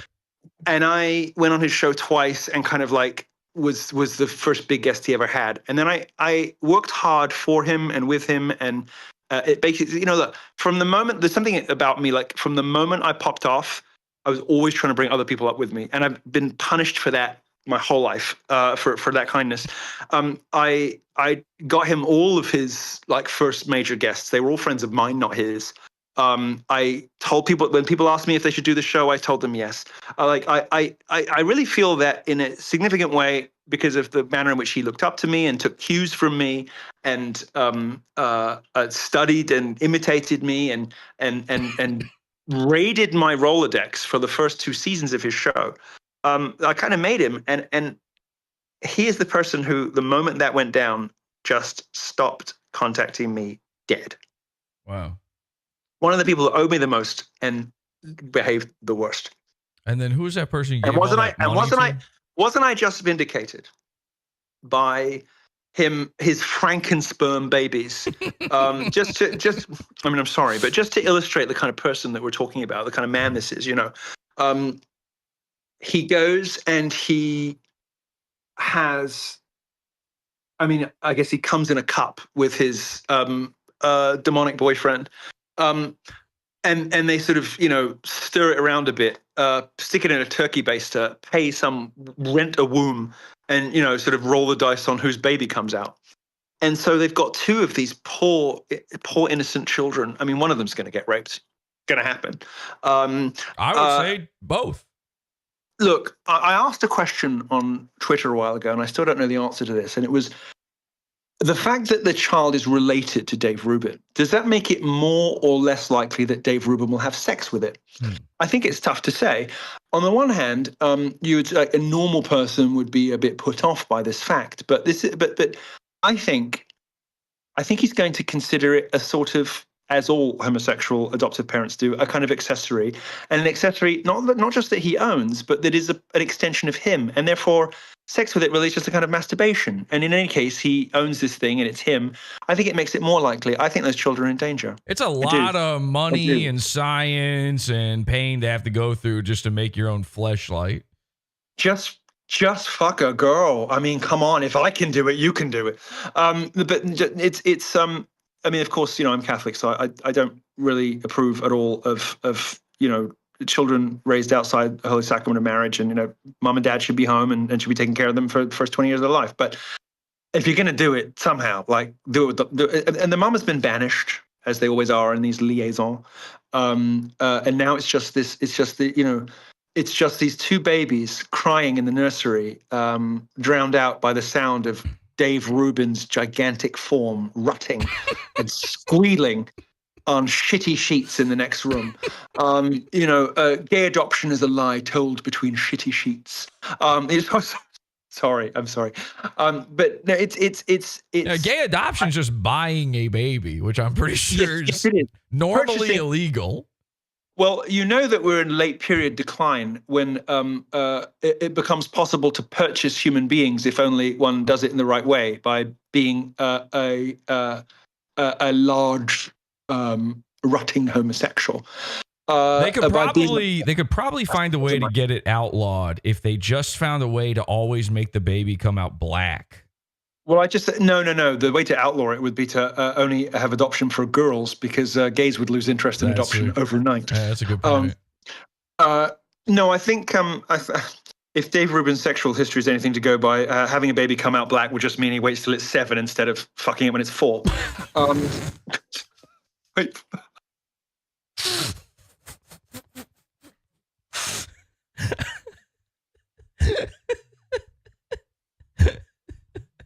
Well, still, it's good to wait, you know. They say that in abstinence, don't they? Yeah, it's build the anticipation. You know, a lot of times it's about the anticipation. From the moment it's there in the crib, yeah, dad, in the back of his mind, he's thinking, he's got to wait for years just to make sure the first time he does it doesn't kill the thing. You know, he's got to wait till at least. Sorry, we'll move on. Thank God you can't get canceled twice.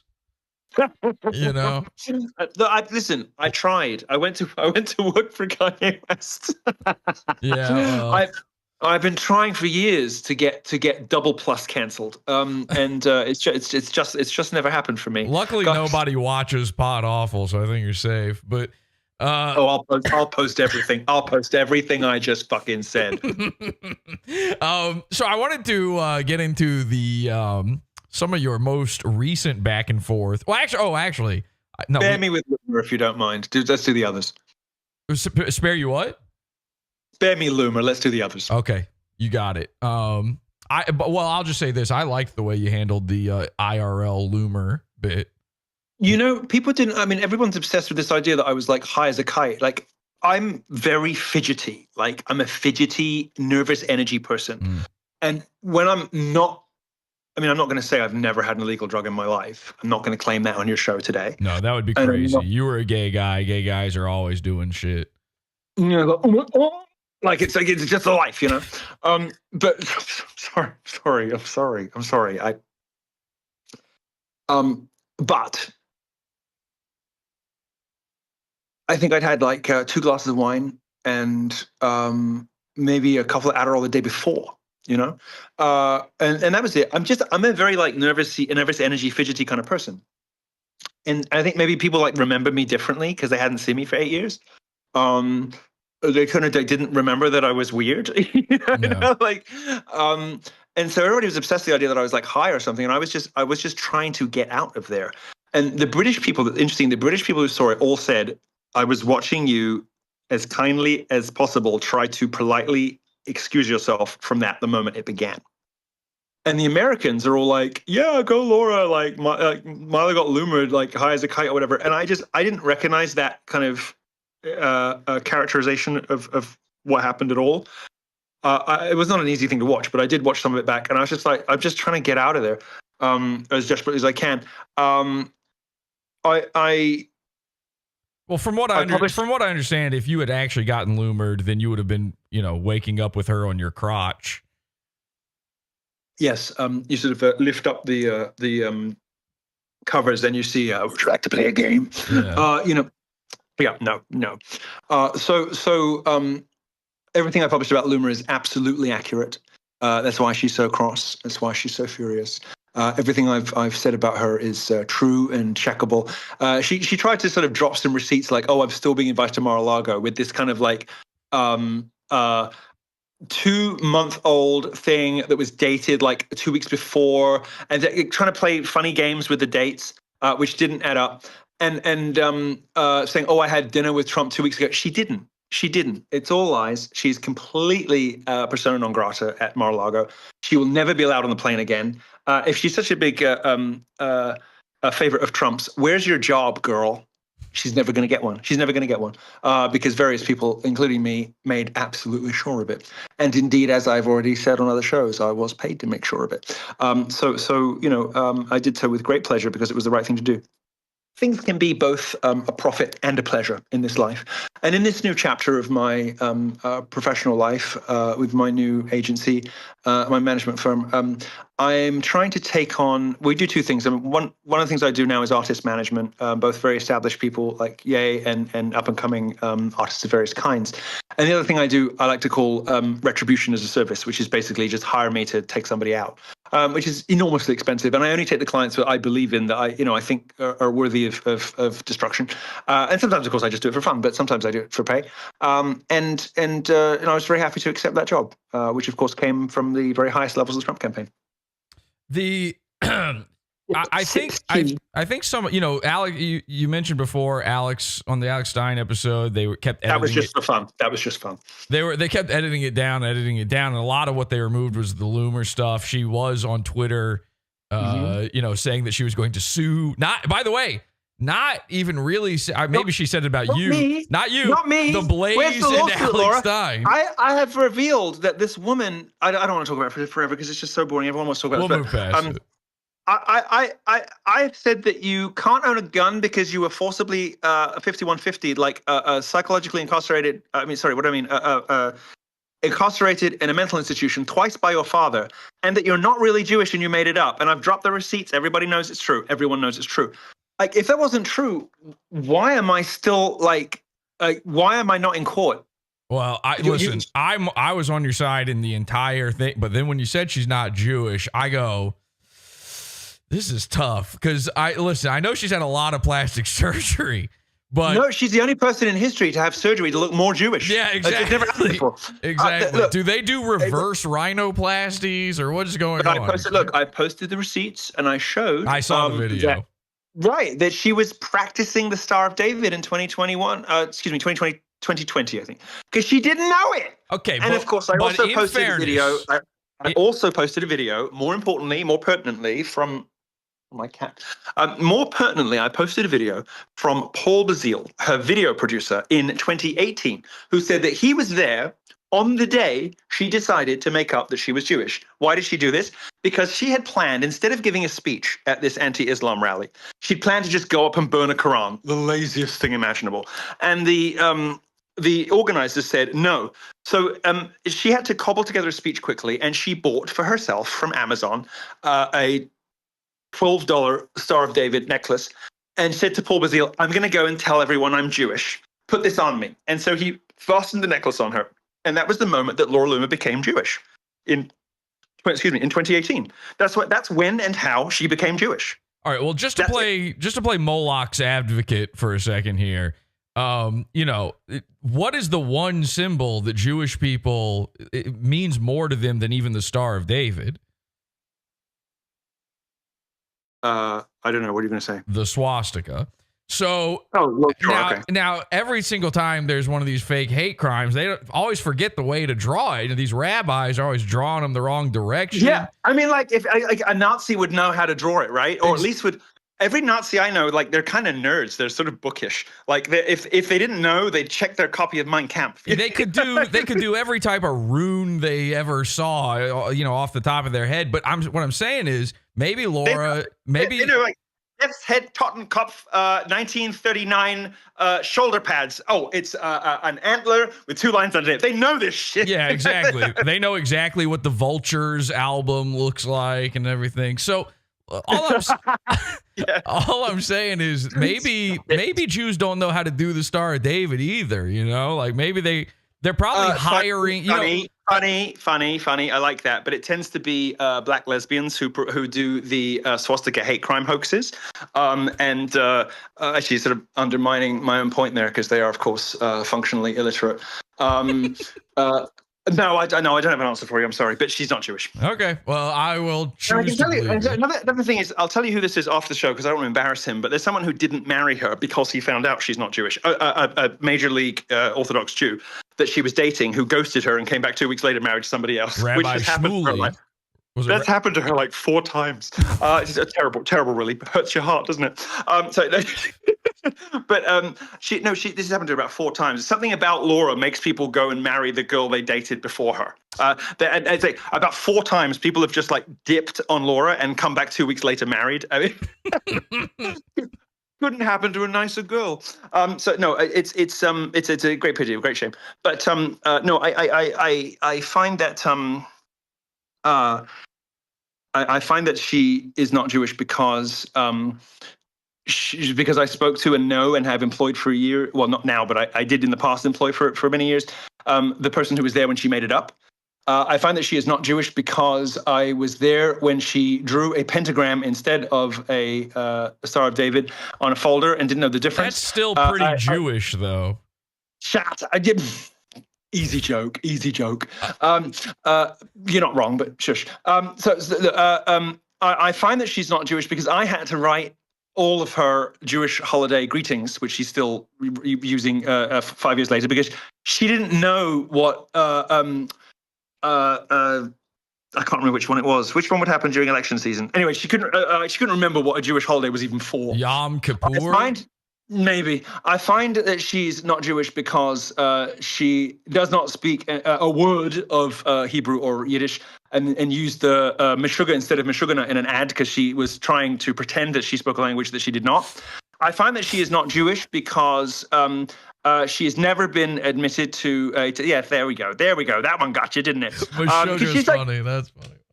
No, funnily enough, the word is from madness. She got it wrong. She can't even spell mad. No, I find that she's not Jewish because somebody who is a major league serious Jew, an Orthodox Jew, an observant Jew, declined to marry her because she wasn't Jewish and would have otherwise because he was completely in love with her. I find that she is Jewish because she has never been accepted into any temple or synagogue and doesn't have a rabbi.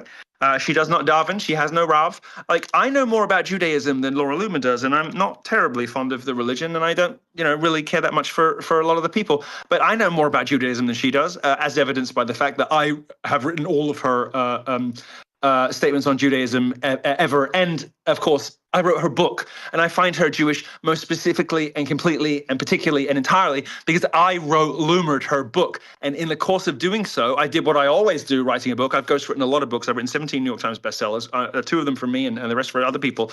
I find that she is not Jewish because in the course of looking it up, and I found out the Catholic school she went to and spoke to the people she went to school with, she wasn't Jewish until she decided to be in 2018. And it is that simple.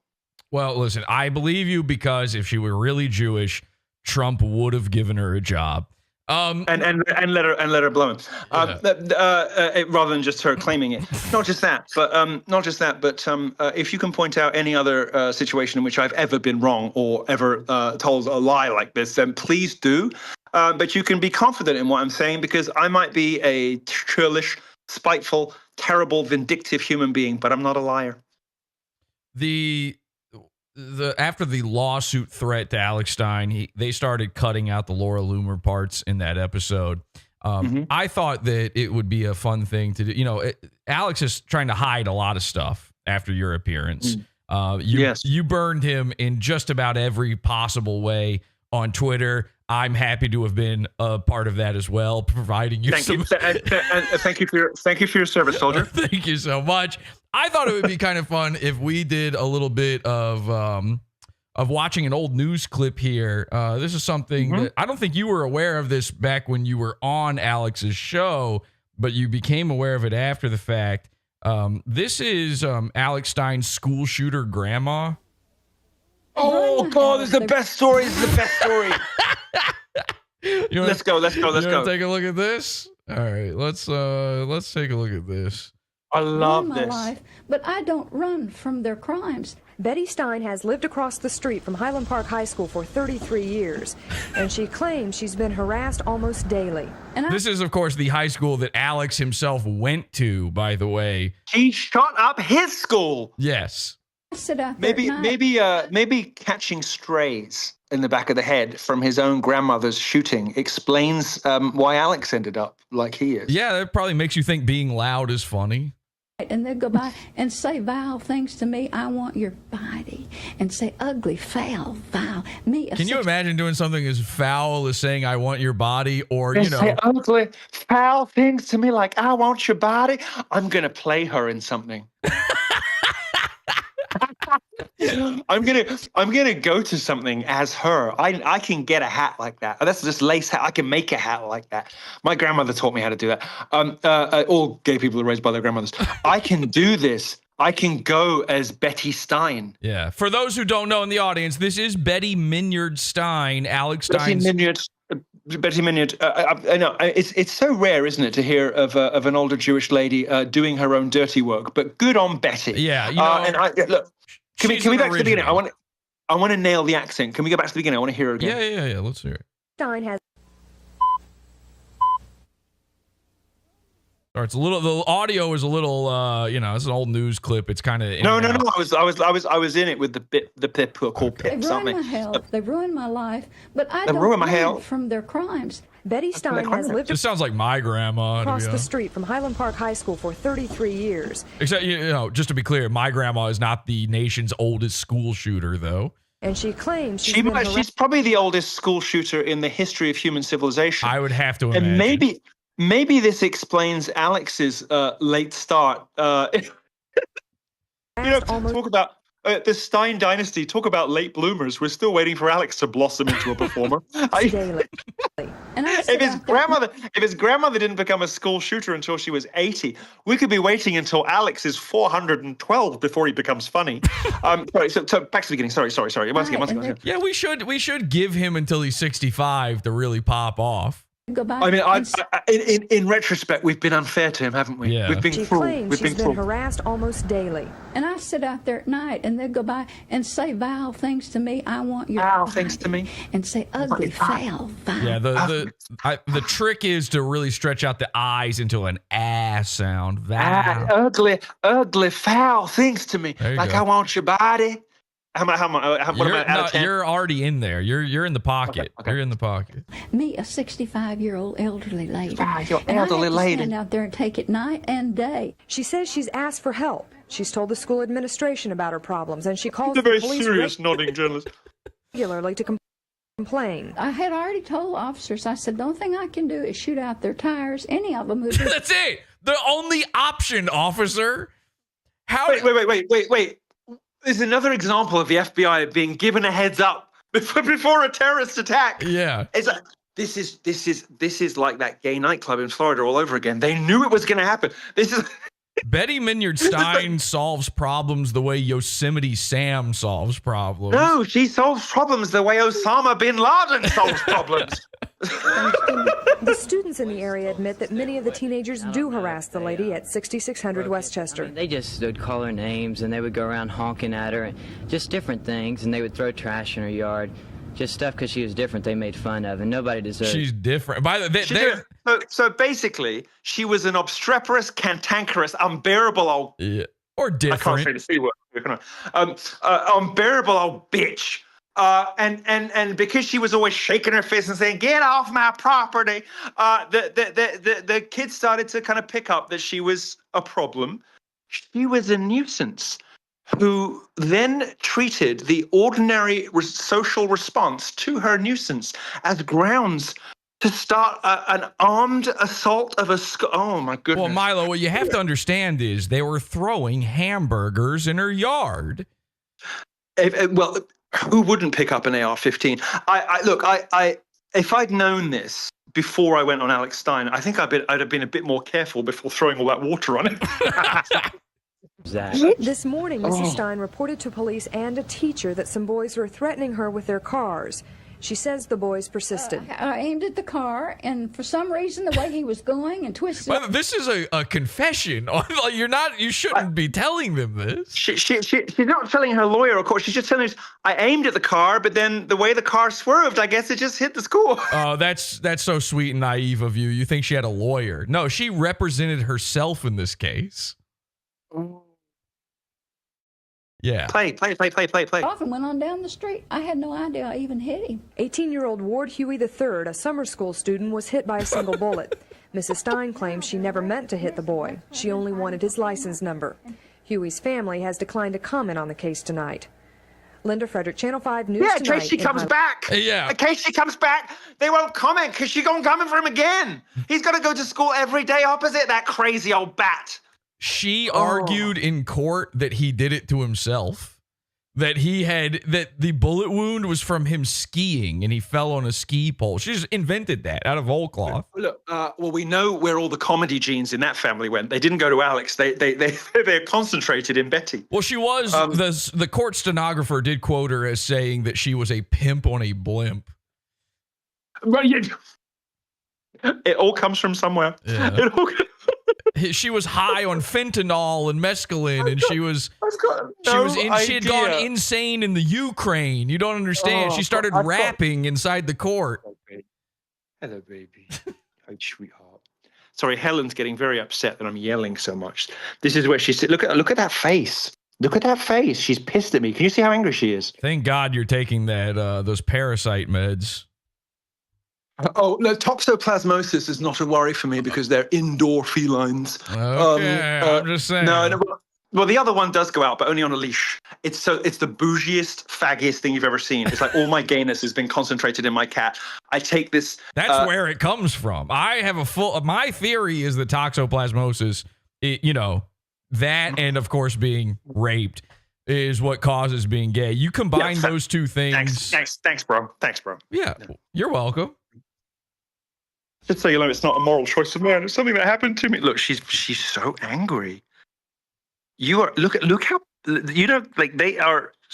The other one is more beautiful. I got a Bengal who looks like a little tiger, but she's the one that would go viral. She's like pissed. Like, can you shut the hell up, please? I'm trying to sleep. Have you ever heard of a guy called Mersh? Don't know. I don't think so. Revenge of the Sis. He's got a show called Revenge of the Sis. Do you know, I think that sounds like something I've scrolled past. Yeah, you would. Most people do. Yeah. I love when people tell me they've got a show on Rumble. My favorite thing to say is, and what is that? Yes. Well, how did you just instinctly know it was on Rumble? That was insane. I just, something told me Revenge of the Sis. Yeah. So that'll be on Rumble. That'll be on Rumble. When someone says, "Oh, I stream on Rumble," I love to say, and what is Rumble? And their little faces fall. The way that their heart sinks, it's like they're a cock of the hoop. They're at the top of the world, and the next minute they're a feather duster.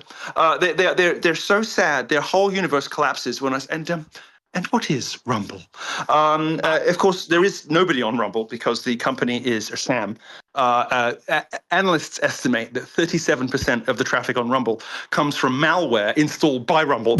No, this is true. To artificially inflate the number of people for the purposes of defrauding both content creators and advertisers.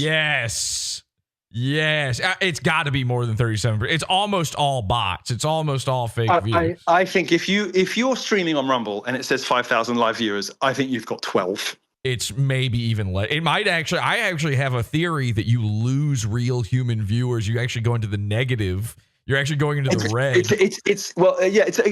It's Hollywood math, isn't it? They do all these like weird ways of adding up what your audience is, and I do agree with you that any numbers on Rumble end up subtracting from your overall audience score. Well, someone did. There's this guy on YouTube who did a test on the views on Rumble. He was specifically trying to call out Steven Crowder, and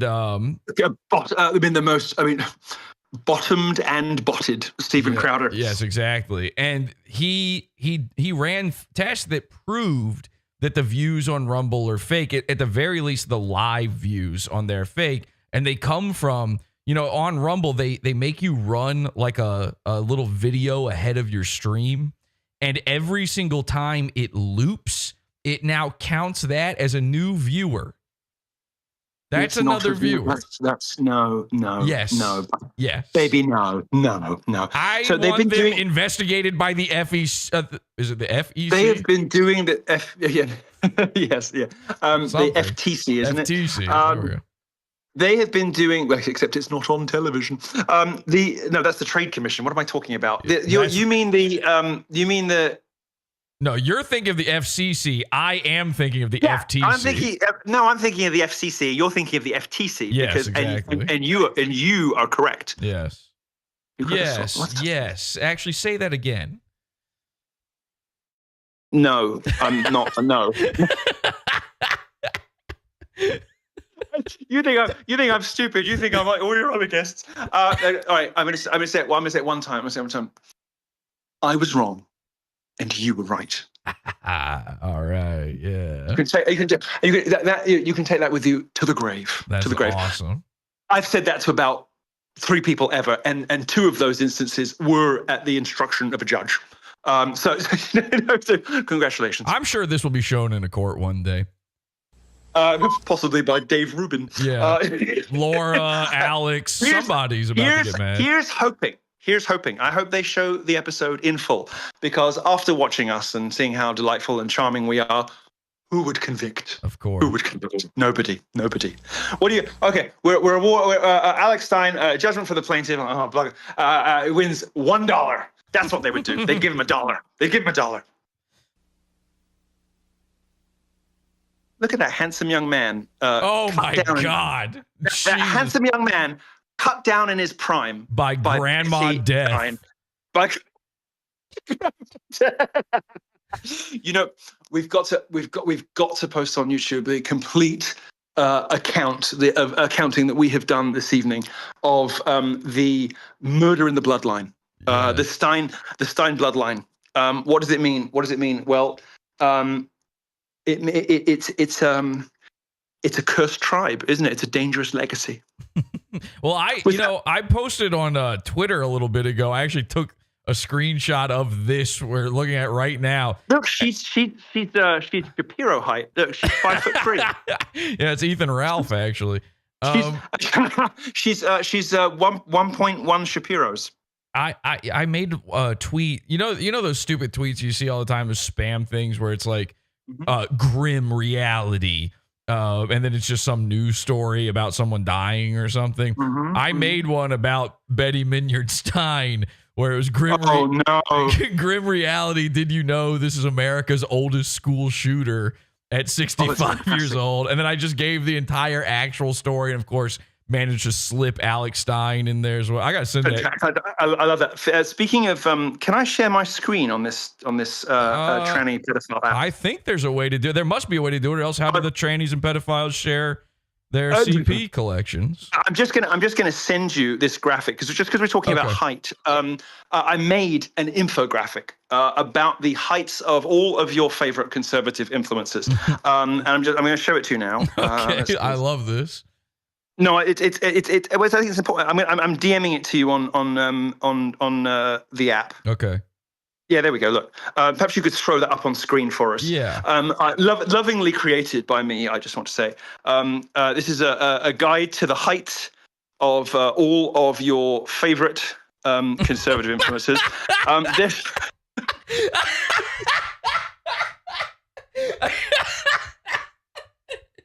Oh, it took me a second, man. Oh my God. There's Milo Yiannopoulos standing at a cool 6'3". There's me looking heroic. That's fantastic. Nicholas J. Fuentes, who is 5'6". Very, very, very upsetting. I know he's 5'6" because he told me he was 5'9". And because I made a mark on the door behind him when he wasn't looking, and went back later with a seamstress's tape and measured it precisely, accounting for shoes, 5'6". This is missing one thing though. Just one. Is it? Yeah. You feel free to draw on it if you feel it's missing something. Let me. Is this going to show up? Okay. How do I make that? What the heck? All right, hang on. I can actually do it like this. I think. I do have a way of telestrating here. Let me. Is that what it's called? Is it called telestrating? Yeah, I think so. Well, while you're finding out, I'll continue to narrate the image. Okay. So next up, you'll see Ben Shapiro, who's coming in at a towering, teetering 5'8", just clipping Nicholas J. Fuentes there. And finally, on the right is, of course, Stephen Crowder in his favorite outfit, coming in at a lovely round 6 foot. The Stephen Crowder one's what got me. Thanks. Cheers. Right. Thanks a lot. What I believe this is missing is, why is this not working? There we go. Okay, I think I've got it now. Let's see. Can you see? Why is that not showing up? That is crazy. Okay. What are you trying to do? Because what are you trying to show us? Well, I'm trying to draw. Are you trying to show us your height? No. Well, yeah, I would have to. Okay, we can do that one too, actually. All right, let me. I don't know. Are you a heroic towerer, or are you a manlet? What you strike me as somebody of a reasonable height. Okay. Thank you very much for saying that. That's actually one of the most important things in my life to me, is that people understand that inherently about me. I'll show you. I'll show you what I got kind of here. intuited that you were man height and not child height, like so many conservative influencers. What we're missing here is Ethan Ralph. Who comes in? Oh no, pigger tits. Who comes in? Poor pigger tits. You. No, I'm sorry. You're missing. No, you're missing. You're missing 4 folds. No, he's only got 3 tits. I know it's strange, but he does have 3 tits. Does he?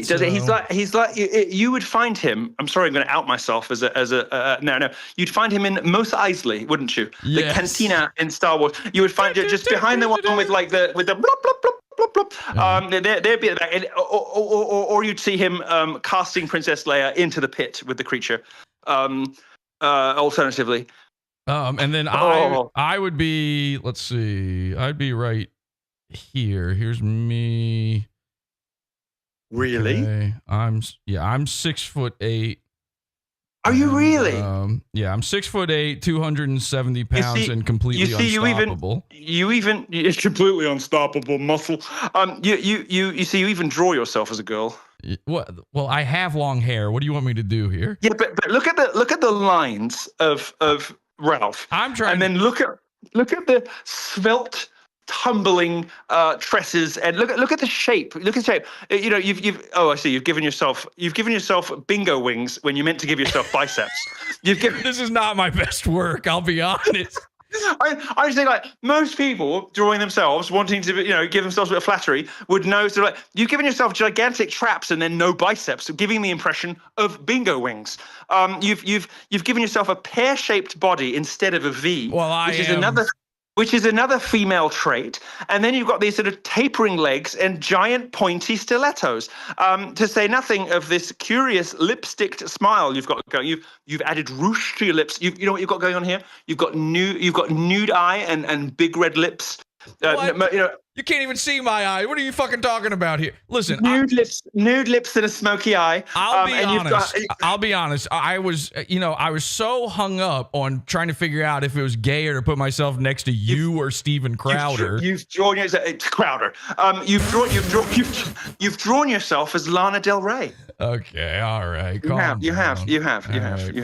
Fine. Listen, I admit this is not my best work. I do want to communicate to you that I am greatly in awe of your circus height.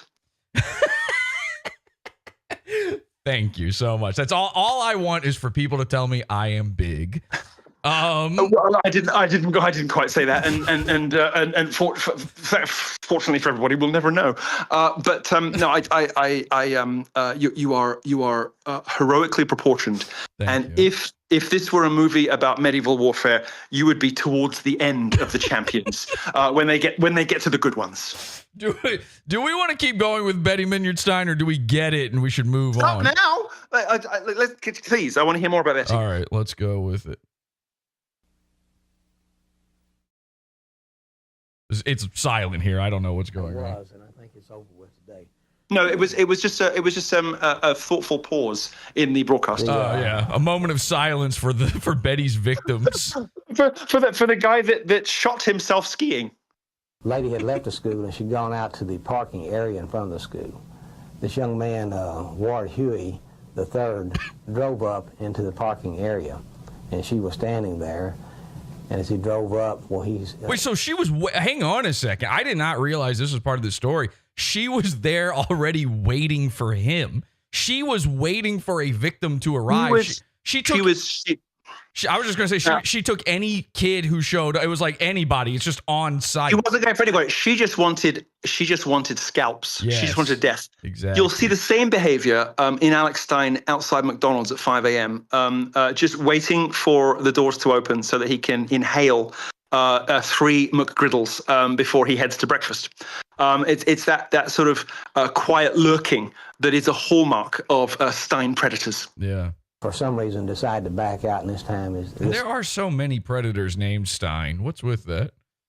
Well, don't make me say it on YouTube. Well... This is the time when she shot. Okay, I think that's that one, and then let's go here. To create her fortress. You must send me. You must send me this video because I've got to tweet it. I need this in my life. I think you did tweet this one. I'm pretty sure. I know somebody did send you this. This is on YouTube. Well, if I did, I don't remember. I just copied and pasted. There was a lot going on. Yeah. But just make sure I get this video. Yeah, please. I will. Betty Stein called it protection against the Highland Park High School students who had taunted her. Literal mafioso. I mean, this bitch is hopped up on The Sopranos, right? Like, but Betty Stein called it protection. Others called it a shakedown. She's going from burger joint to pizza joint, saying you got my $100. You know, she's Betty Stein called it protection. Well, she probably is not going to the burger joint. She's terrified of burgers. I mean, she's terrified of burgers. Which is very anti-American, by the way. I have to tell you, Betty Stein called it protection is my new SMS tone. If you text me anytime in the next 6 weeks. From all my phones will all in a chorus. They will all simultaneously bellow. Betty Stein called it protection. I wonder if the hamburger thing is why Alex Stein is now a vegan. You know. Ooh, because he doesn't eat meat, and I was like, what a fag. Yeah. Don't you think? Ooh. Imagine being these poor kids bringing a hamburger to a gunfight. And it's his grandmother as well. So like all gay men raised by his grandmother. So he's like, oh, it's Betty's revenge. Yeah. It's Betty's revenge. Well, you know, it's funny. I have a video of Alex from before he became a vegan. And it's specifically of him going to this burger joint and them giving him a bunch of burgers for free and him eating a ton of hamburgers. So there's like Betty probably came to him in a dream. There's conspiracies around Alex Stein. I don't know if you know about this. You know, he's got the red shoes. You know, the red shoe conspiracy. He's got the red pedophile shoes. He's got there's this weird thing. No, there's nothing wrong with red shoes. I've got some red. I've got red crocodile loafers from Gucci, and I don't have sex with children. I would throw them out if I was you. It's just in case. No, they were $5,000. No, they're $5,000 because they're made of child leather, Milo. Please. They're made of kids' cocks, like Dave Rubin's dreams. Do you know how? God! Do you know how they harvest the skin too? Betty Minyard Stein they just goes to Dave Rubin to go down on them, and they just take off the slack. Oh, God. There's a lot of options. But anyway, there's a lot of conspiracies and shooter stuff with Alex Stein. And just to be clear, Alex Stein ran for the school board of this high school. The one his grandmother shot up. Yes. As like a big prank, as a big joke, he ran for public office. Presumably his slogan for the campaign was "Shoot for the stars." Yes. And he I mean, what Betty began, Alex Stein was hoping to end, because as a member of the school board, of course, he would have had free reign of the school, and he could have finished them all off. Yep. He actually had her cowboy hat on his dresser, and he would stare at it and go, "I will finish what you started." I will avenge you. Yeah. Oh my God.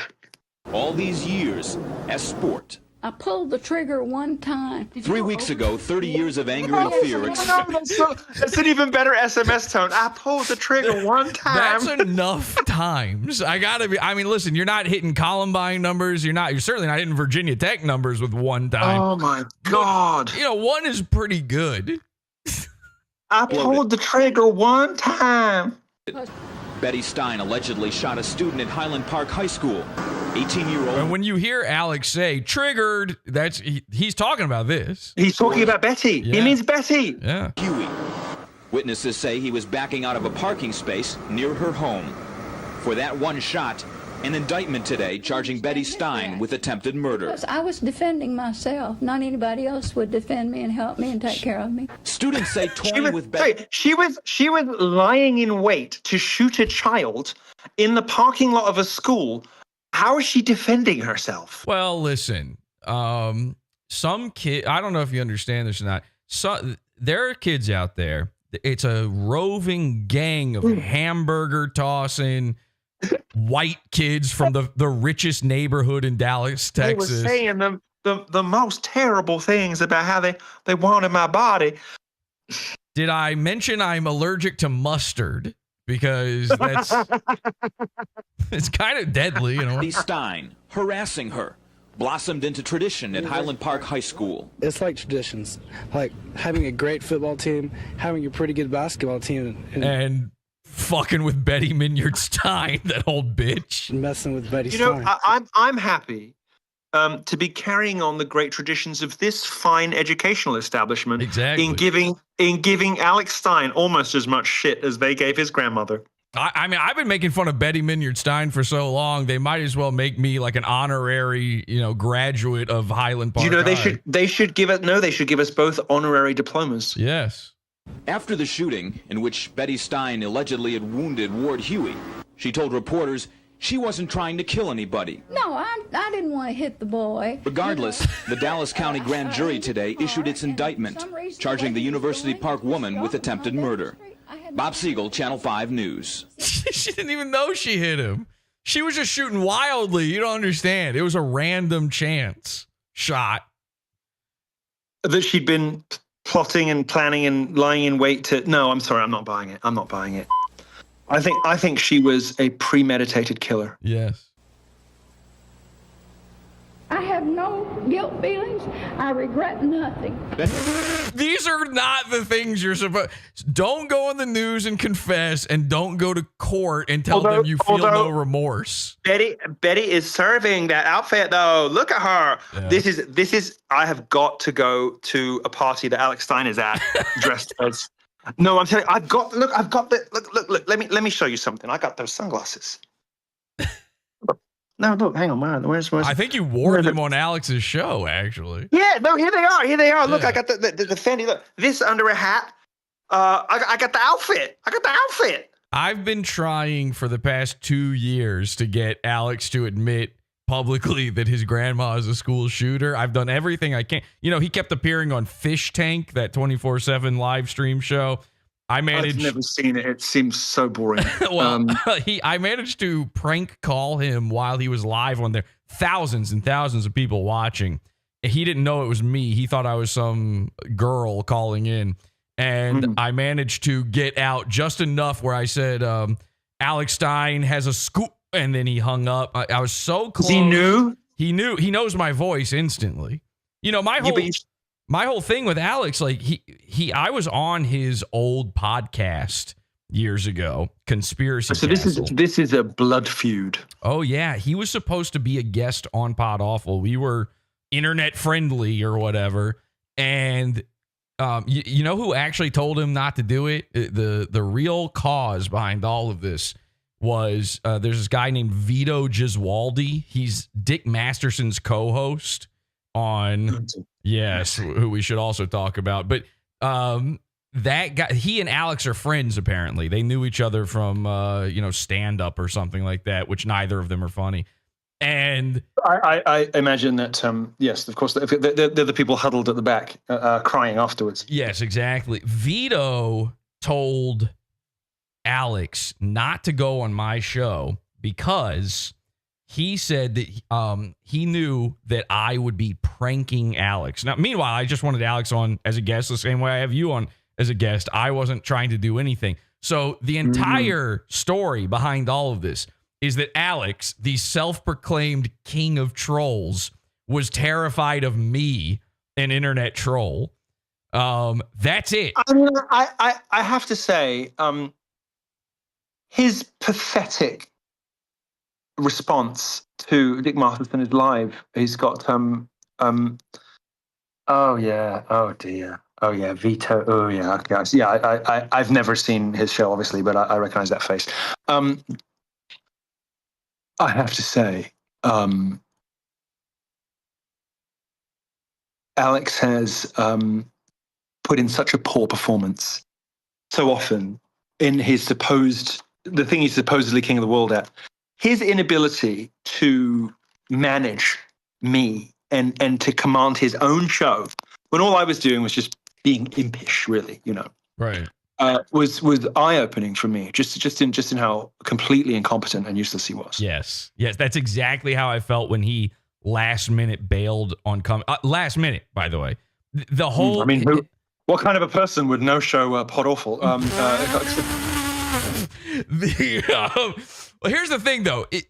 This was the day before Alex had his AOC moment. Okay. Oh, so he probably thinks it's the best movie ever made. Well, in some ways, probably yes, but you got to realize he wasn't that famous then. Is the point? So, him blowing off my show, it's like he wasn't. Let me correct you. He wasn't famous at all. Right. Nobody in the real world had heard of him. Right, and so he had a few viral videos, but yes, for the most part, nobody knew who he was until that AOC thing. This was the day before, and it was 15 minutes before the show, where it was what a bitch. If you're gonna ghost, at least don't respond and do the guy, like, do what I do.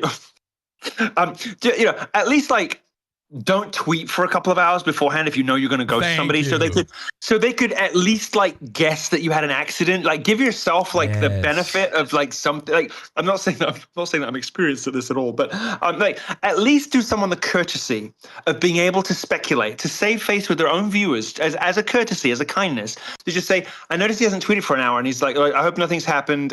We wish you well, Alex.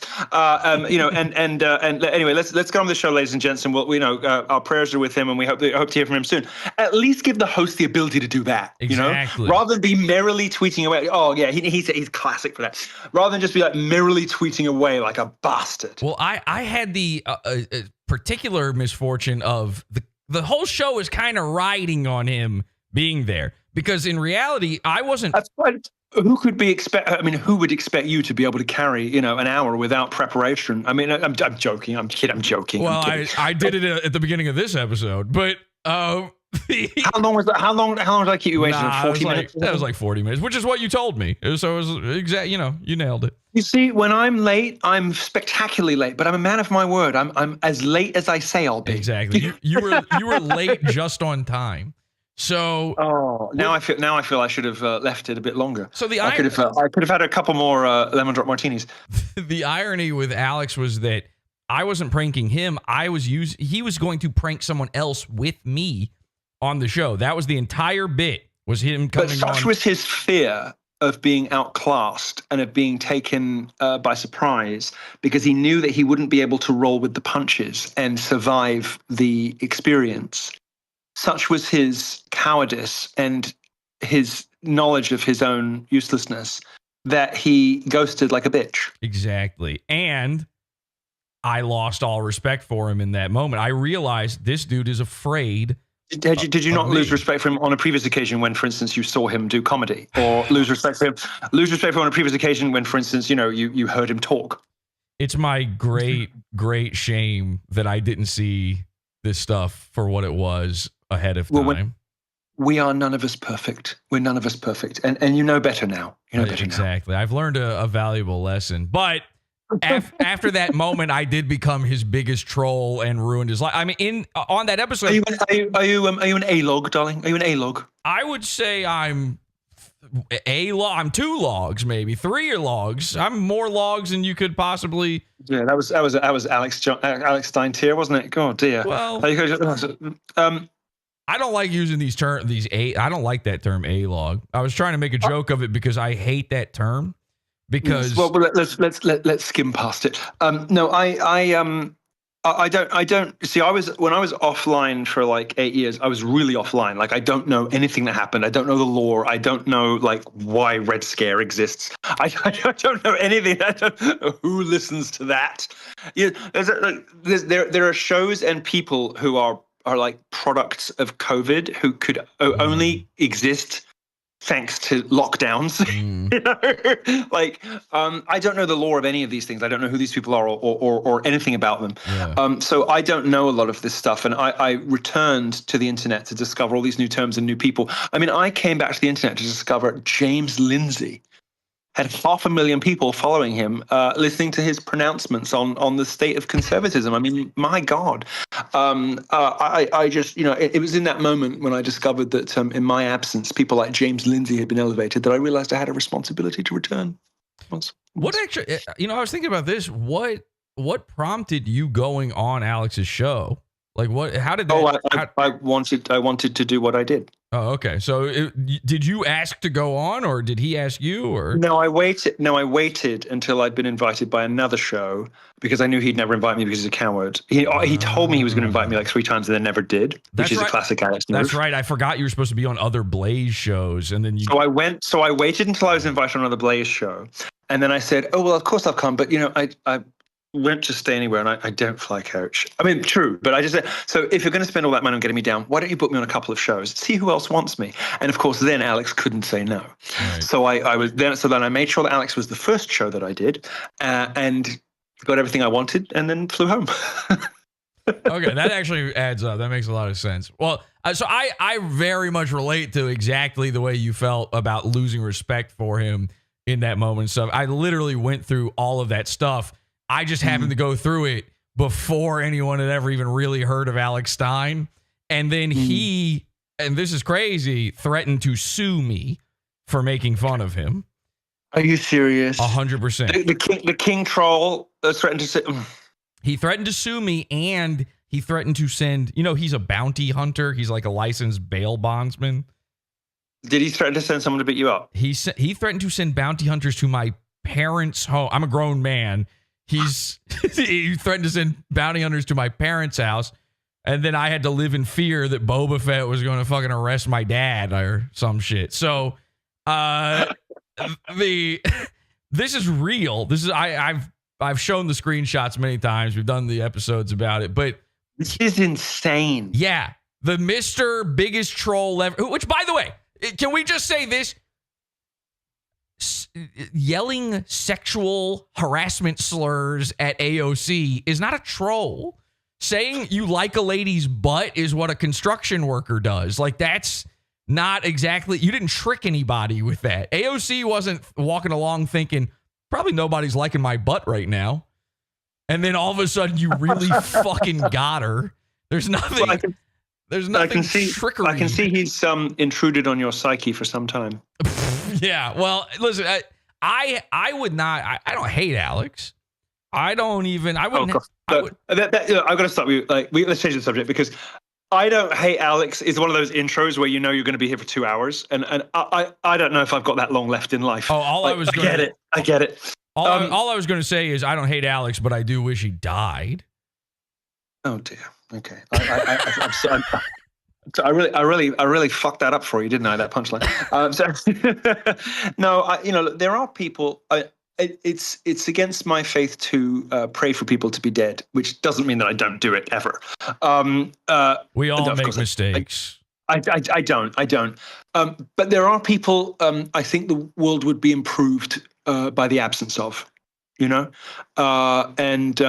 certainly you're a nice guy, and I would like you to be happy, and I think it would increase to some total of human happiness if Alex were to be hit by a train. I think it would.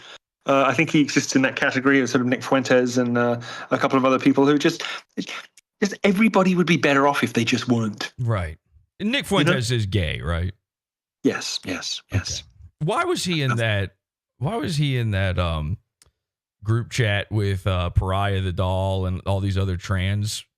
Why do you think? Okay. So I stole his troon. Yeah, I've seen. What is going on with that? What is the deal? Because just to be a shit, and then not, and then after that, I actually kind of quite liked. The person in question is actually quite a gifted musician and a devout Catholic, and so in order to. I would say, I was joking to myself, the ultimate expression of BDE is going to be like steal his troon and then detransition him, just to show that I have absolute mastery over the object of your affection. That in fact has happened, but I've signed Pride of the Doll as to my firm because I in fact determined that Miles Yardley, which is the name of this person. I was going to say, now that they're detransitioning, do we call him just like Jeff or something? What is it? Greg, Bob. Yeah. Back to the name his mother gave him, and he is living in accordance with God's wishes for himself. He allowed me to cut off all his hair. We shaved his head. I saw that.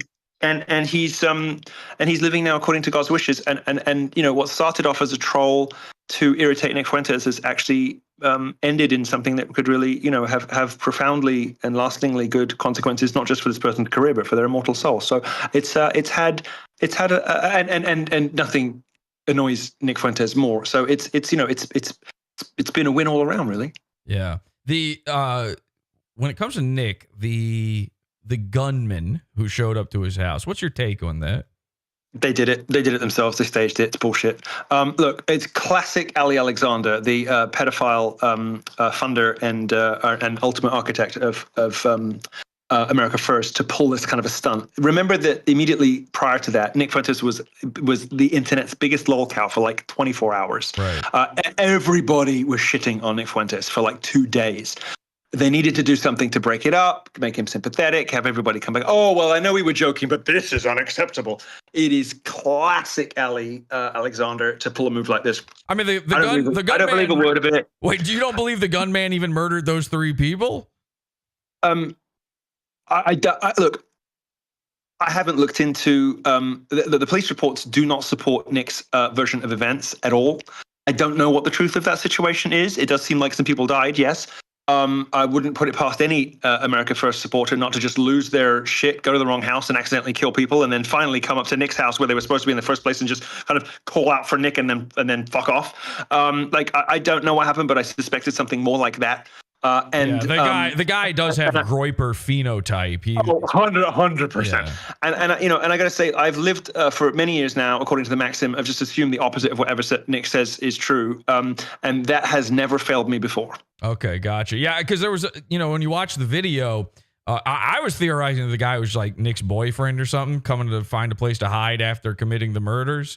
Ooh, I like that. That could be it too. That it's really good, but there is this other thing where the whole crux of what he claims that this guy was there to murder him. If you talk about his boyfriend, if you're going to talk about his boyfriend, you shouldn't immediately segue into his hole.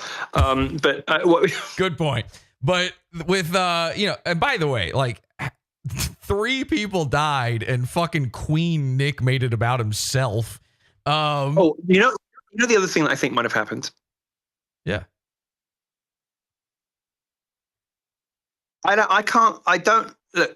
of things don't add up, and Nick's version of events doesn't really exactly match the police report. Like, I don't really think any of it, and we haven't heard anything about it since.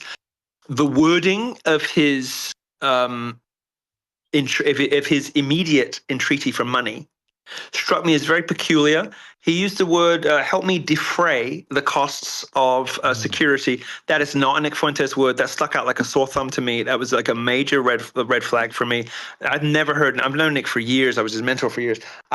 Much to my shame and chagrin now, but I've never heard Nick use the word defray. That's like the kind of word I would say. That's right. That's a legalistic accounting fag word. And that made me wonder whether that statement had been drafted by somebody else, possibly in advance. And I just had to wonder, like, is it something that happened nearby that Nick then took advantage of? Like, before the bodies were even cold, was he trying to make out like the guy was coming for him? Well, that is what he's saying, but he has video of the guy at his house. Yeah, but why did the guy successfully kill other people but didn't manage to? I mean, like if he's got a gun in his hand, you could just shoot the lock off and get in and shoot him. Like this is what I've been saying. I've been saying from the beginning he murdered respected three the people lock. and 3 people and a dog. Like he murdered 3 people, and then when he got to Nick's house, 2 dogs. And I mean, okay, fine. It can't be a groiper because it sounds like it was a good shot. But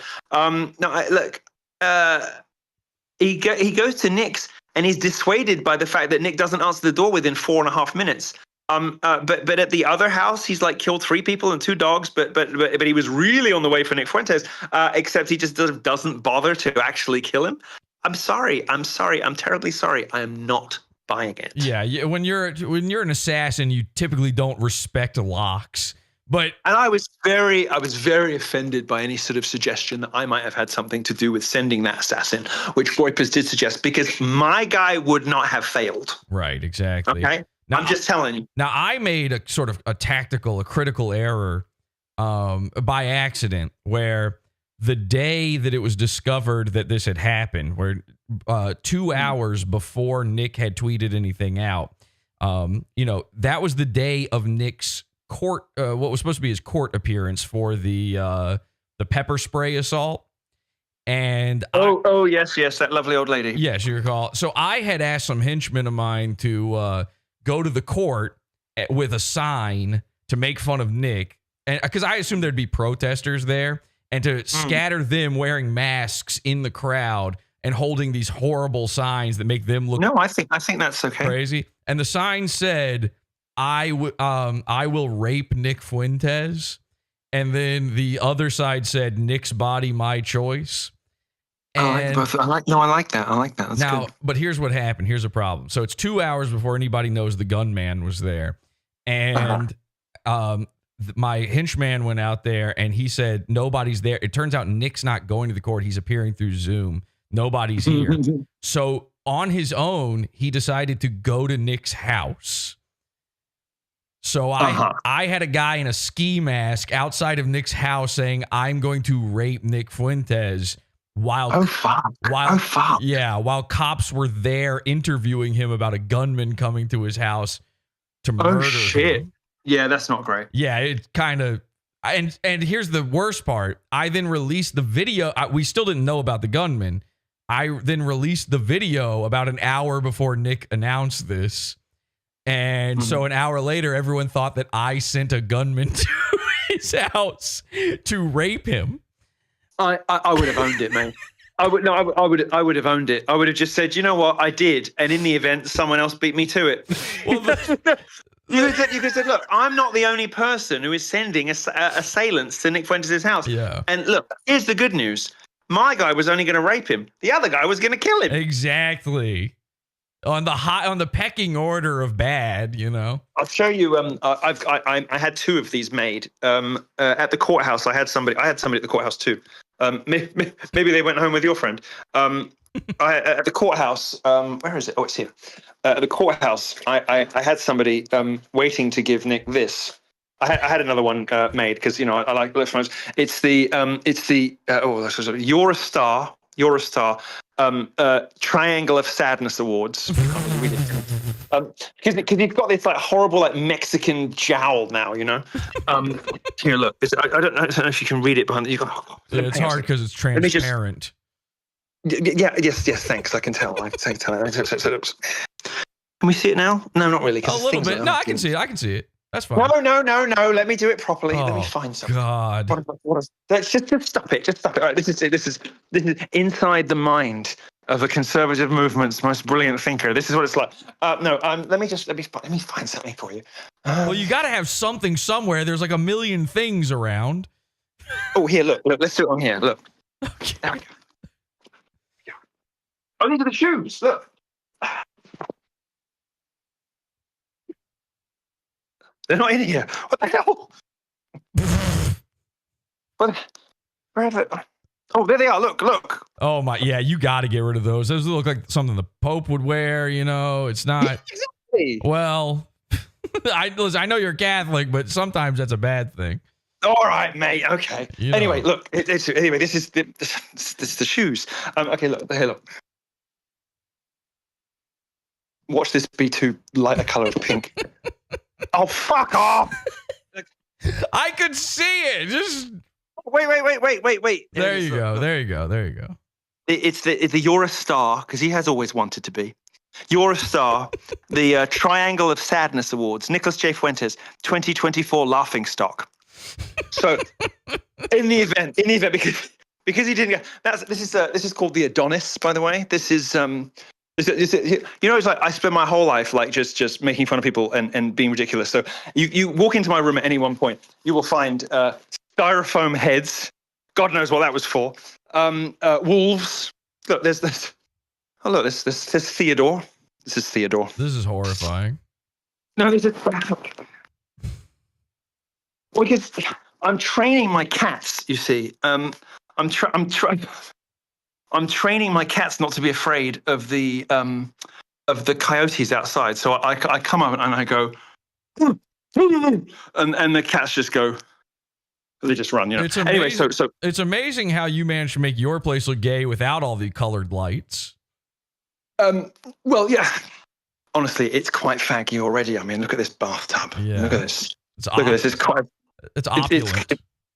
It is. It's sort of Greek opulent, you know, like sort of messy plastic bags everywhere. I mean, so like Greek people will live in like a $14 million house, but they'll have like $49 spectacles and steel bin bags from the neighbors, you know. Yeah. So we're thrifty.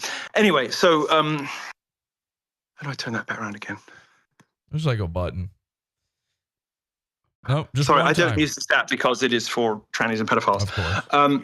No, so anyway, a second version of that was delivered to his front door. So he's in possession of the Triangle of Sadness. Do you know what the Triangle of Sadness is? Is it the this thing here? Yeah. It's sort of like the ugly Mexican face shape, you know. Okay. Gotcha. So yeah. No, it's a sort of like it's a profile thing. Anyway, so I see. Yeah.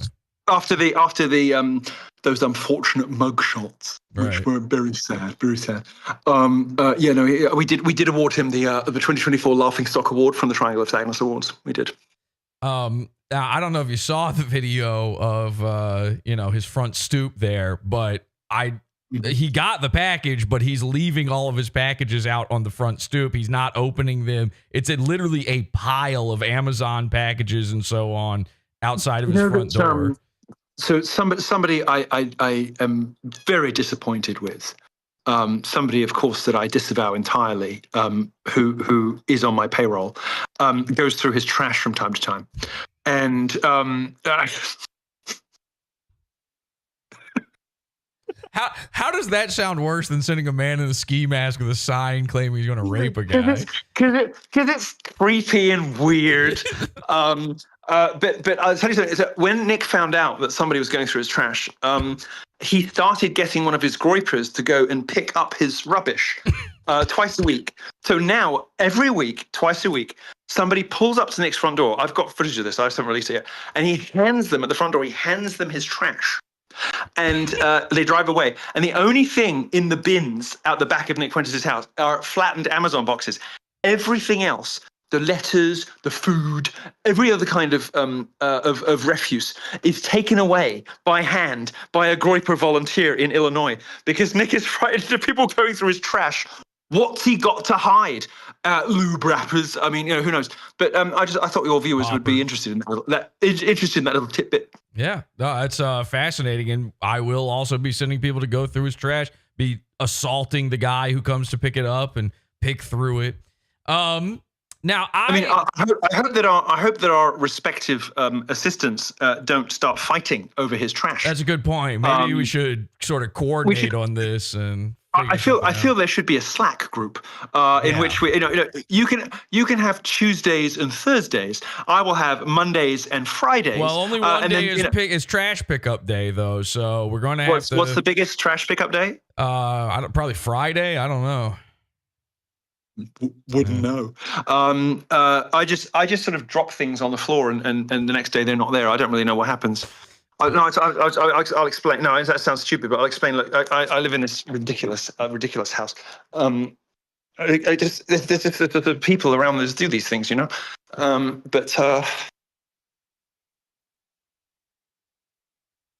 let's get there's quite a lot of it, and people just sort of take care of things, you know. Definitely give as much someone in of there your, doing something. Definitely give as much of your floor plan as humanly possible here. Well, actually, you can't find it. This is my office.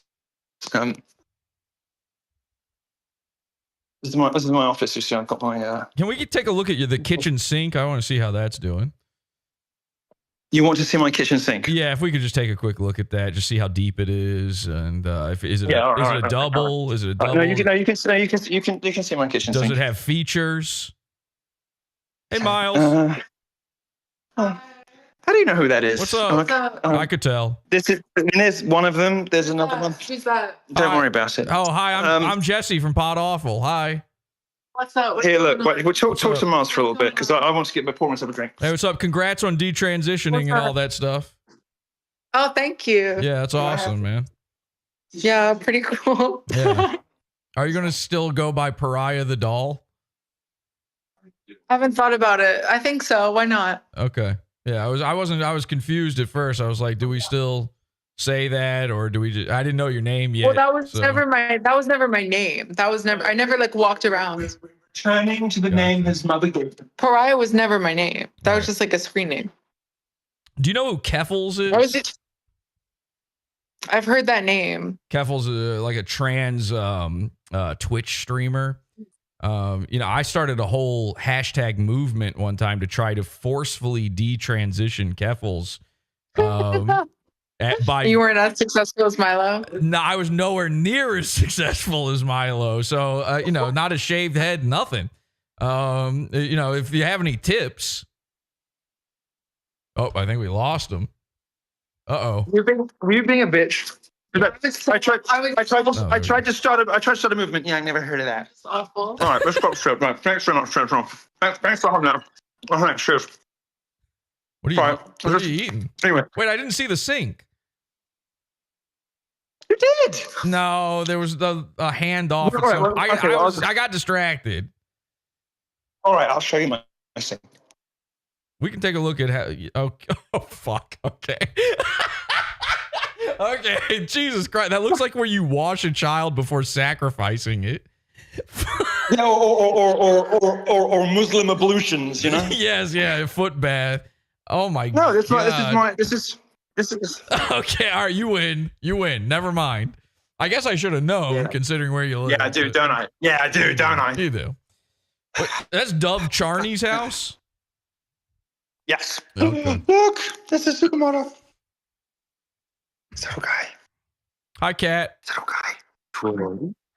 Boy. Oh, look. He wants to be. Look, he does that when he's feeling cute. Feeling cute might delete later. Is that what's going on right now? Yeah. What were we talking about? Oh, the Nick Fuentes. So the his whole thing with that gunman is that it kind of rides on the fact that the guy in the video at one point does say, "Yo, Nick," as if he knows who lives there. But the thing that's been pointed out since then is right before he does that, he looks at the giant pile of mail, which would have his name on it. Yes, he does. You know what I mean? There's no evidence he knew. Yes. There's no evidence he knew whose house that was. Exactly. And a bunch of dummies, a bunch of groypers then came at me and said, well, that's stupid because it would say Nicholas on the package. Why would he say Nick? As if you can't. As if you can't do the math on that and figure out that it's Nick. But think about this. It's a big pile of mail that he's not opening. He got doxxed. People are sending him packages, and that's why he's not opening them. And if people are sending him packages, they're not going to put Nicholas Fuentes on there. They're going to put Nick Fuentes on there. So he's just reading the name. I would say if it's not Nick's boyfriend, it is a complete stranger who picked the house at random. And from what I understand, the guy lives about 10 minutes down the same street, basically. Bro, that's just some nigga. It's just some That's nigga. Nobody. I've been saying it for a while now. It's just some nigga. Oh, my goodness. I hope you've been saying it just like that. Well, I've been using an R when I say it, but Well, I do have the credentials to say it, but I like to use it sparingly. Yeah. And I like to use it only when required, and I like to use it exclusively on white people because it is funnier. Well, just sort of turn to someone and on the omnibus or on a train or on a plane in first class, you just say, "Good morning, nigger. Would you like a drink?" Just like it's something that strikes shock and horror and awe into the hearts of the liberal mind. And so if you find someone who's, first class on planes now is exclusively populated by Democrats because it's all of the kind of anxious middle lawyers, doctors, teachers. It's all the people who hate Trump are in first class now. And so you can say almost anything and the whole cabin will go, it's good fun. It's good fun. Probably just you showing up is enough, but it does happen. I'm not sure they're even that shocked by the N-word at that point. No, I'm allowed to say it. I don't have the Kanye hood pass or whatever. But I don't know if you know this. White people invented the word, so we're just allowed to say it. It's our word, actually. Yes, I mean, for it to be reclaimed, there must be some sort of handover of ownership, and I don't recall giving it to them. We didn't give it up. We never gave it up. And I'm from the South too. I'm from the capital of the Confederacy, so where they never give anything up. They never give anything up. They still on this. They still on this. The South will rise again, is all I'm saying. But anyway, so the first thing that told me that Nick Fuentes was a fraud was his contempt for the South. His complete disgust and contempt for the South, and his constantly going on about rednecks and hillbillies and all the rest of it. And I was like, oh, you're actually just a son of a bitch. Yeah. Sorry, this little guy needs some attention. Yeah, he hates anybody. He hates anybody that's not a twink shorter than him. Seems to be the main capital of groypers. Oh, we lost him again. We're moving around. Come on, boy. Let's sit on your favorite shelf, okay? Cutting out a little bit. Give you a second. Sorry. It's all right. He likes to be up high, but he doesn't know how to get up there, and he complains when he can't get up there. Isn't he beautiful? Look at this boy. Now behave. Don't yell when I'm on the phone. Okay? Yeah, I'm pretty sure the toxoplasmosis has taken over, but we'll figure it out. Yeah, they get kind of emotionally attached to the cats. So I'm like, yeah, it's I got worms in the brain. I know it too. It's definitely there. There's some sort of parasite lurking around in there. Maybe feline AIDS or something as well. Look how beautiful he is. Look at him. See, yeah, it's there. Normal. It's there. I got it. Do you want to get down, buddy? Maybe add that to the formula of your what was it called? Gay purge. Gay purge. Thank you for remembering that. Yeah. Yes. Come on, boy. You're making an awful fuss. Let's do this. You got into a fight with Ethan Ralph. What are you doing? You see, he's straighter than I. He's straighter than I am. Rubbing himself against this woman and her copious boobs. He's a ladies' man. Sorry, I'm still talking about my cat. What's wrong with me? I'm not super impressed when you say straighter than you are. It's a low bar, really. All right, bro. Okay, bro. So you got into a little thing with Ethan Ralph here recently. What the fuck happened with that? When protégés fail, and Ethan, was always my least promising protégé. But I loved him still. It's kind of like when you just feel sort of. You just feel so connected to the. It's not funny. They're very smart. They're very smart, and he knows I'm trying to have a conversation. Oi, go talk to your sister. What? If it was a dog, Ethan could hang it for you.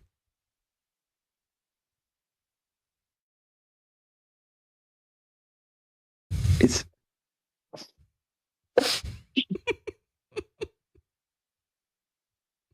You ever consider that? Maybe that's why I become a cat person.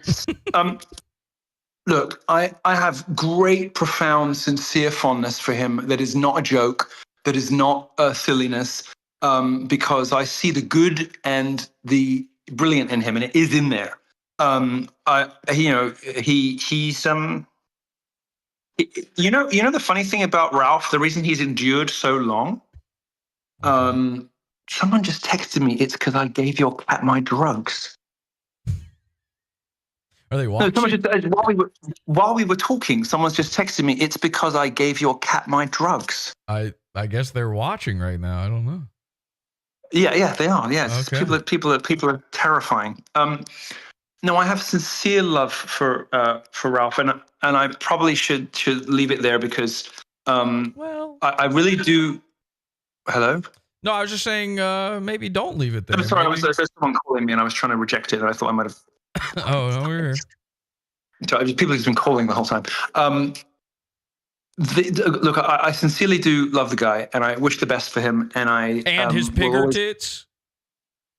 I'm talking about pigger tits, yes. I'm saying, and you wish the best for his pigger tits as well.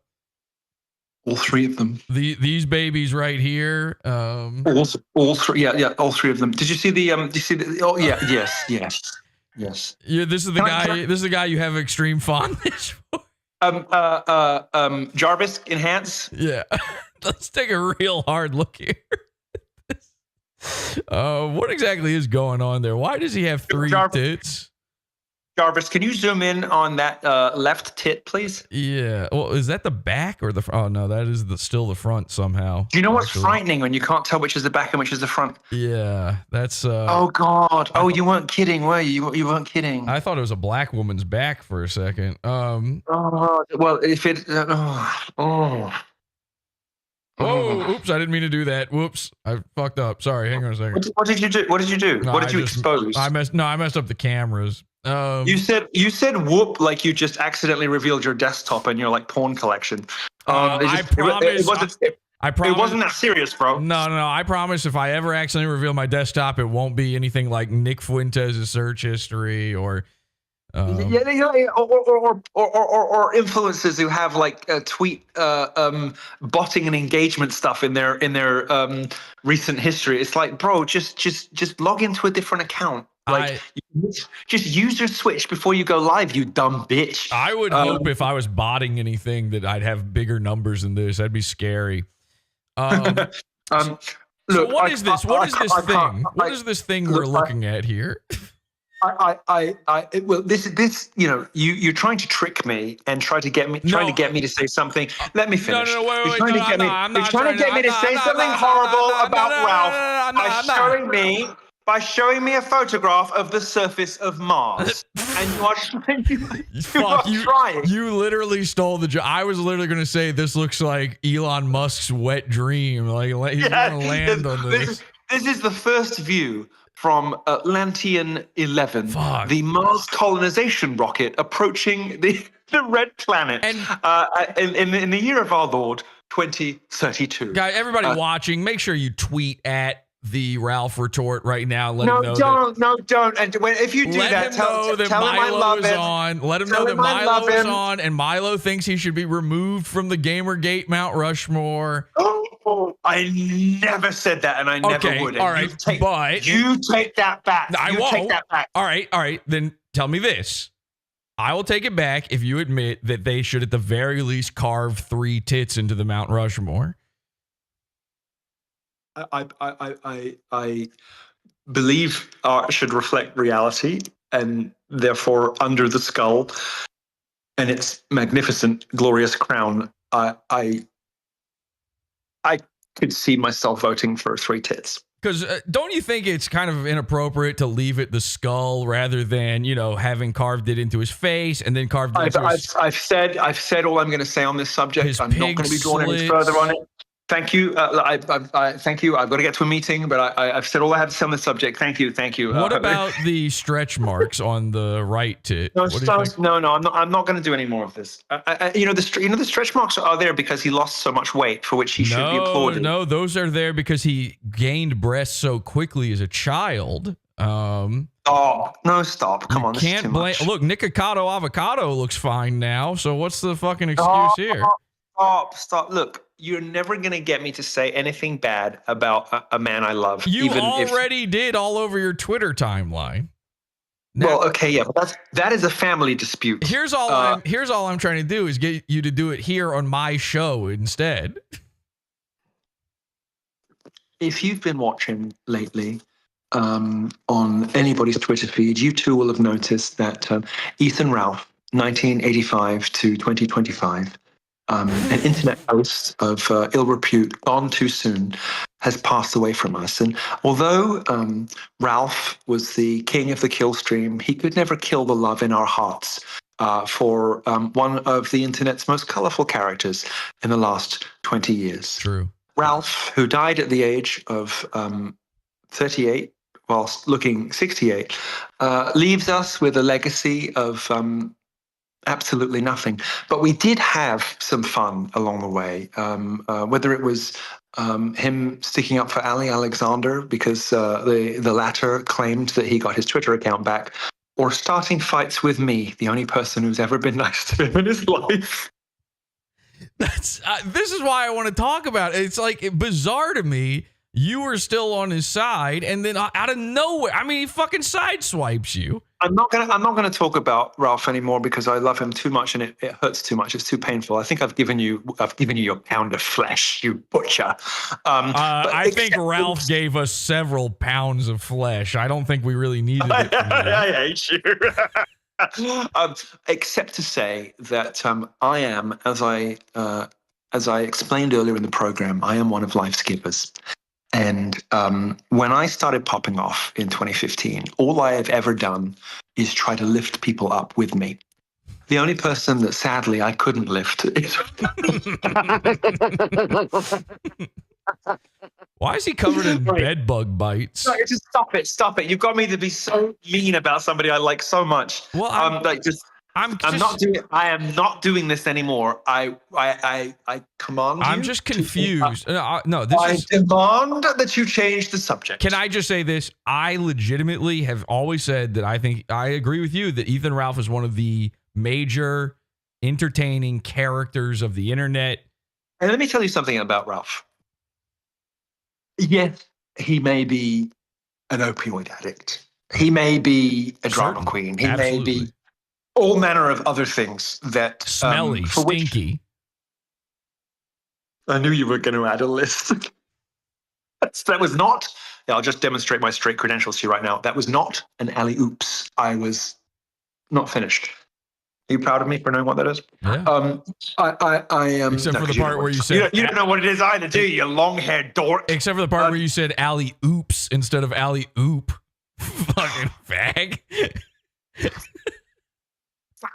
Yeah. No, let's. I was going to let you slide on that one, and then you had to do the long hair. And then you had to say, "Are you proud of me?" Yeah. You see, I always say, look. I have tried to lift everybody up as best I can, and not everybody wants to be lifted, and not everybody. What do you have, a forklift? Jesus Christ! What are you going to do? Stop. Calling a backhoe? Stop. But I will say this about Ralph. A troubled man, a complicated man, a man with many sides, many issues, and many dimensions to him. Ralph, nonetheless. Mostly width. You're funny. I should have let you talk more. Stop.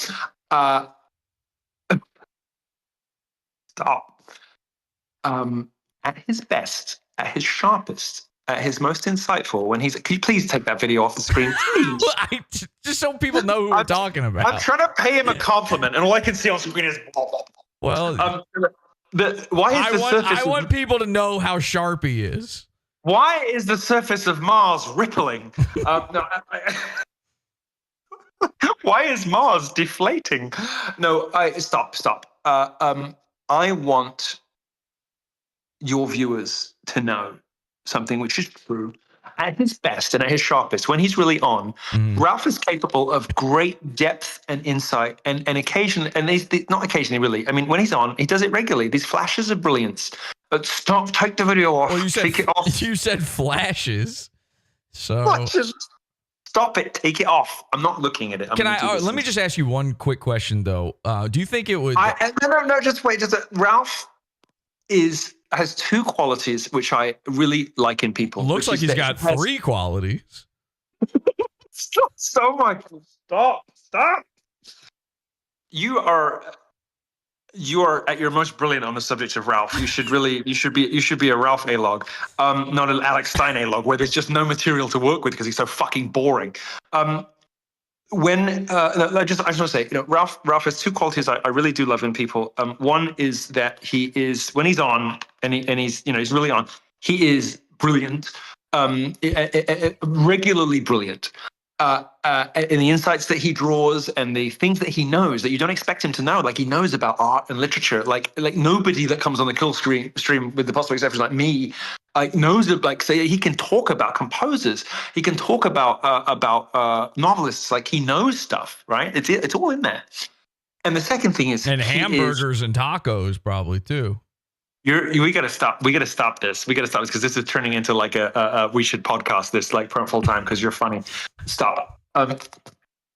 He also has a great love of mischief, and he's when he's on and he's good, he is so much fun. Ask any female cop. The dude loves mischief. He's one of the most. He's a merrymaker. He's. He's a criminal mischief, but it's still mischief. It's not rare I watch it. It's not rare that I appear on a show, having obviously never seen an episode, and think to myself, I really got to start watching this guy. But you have accomplished that this evening.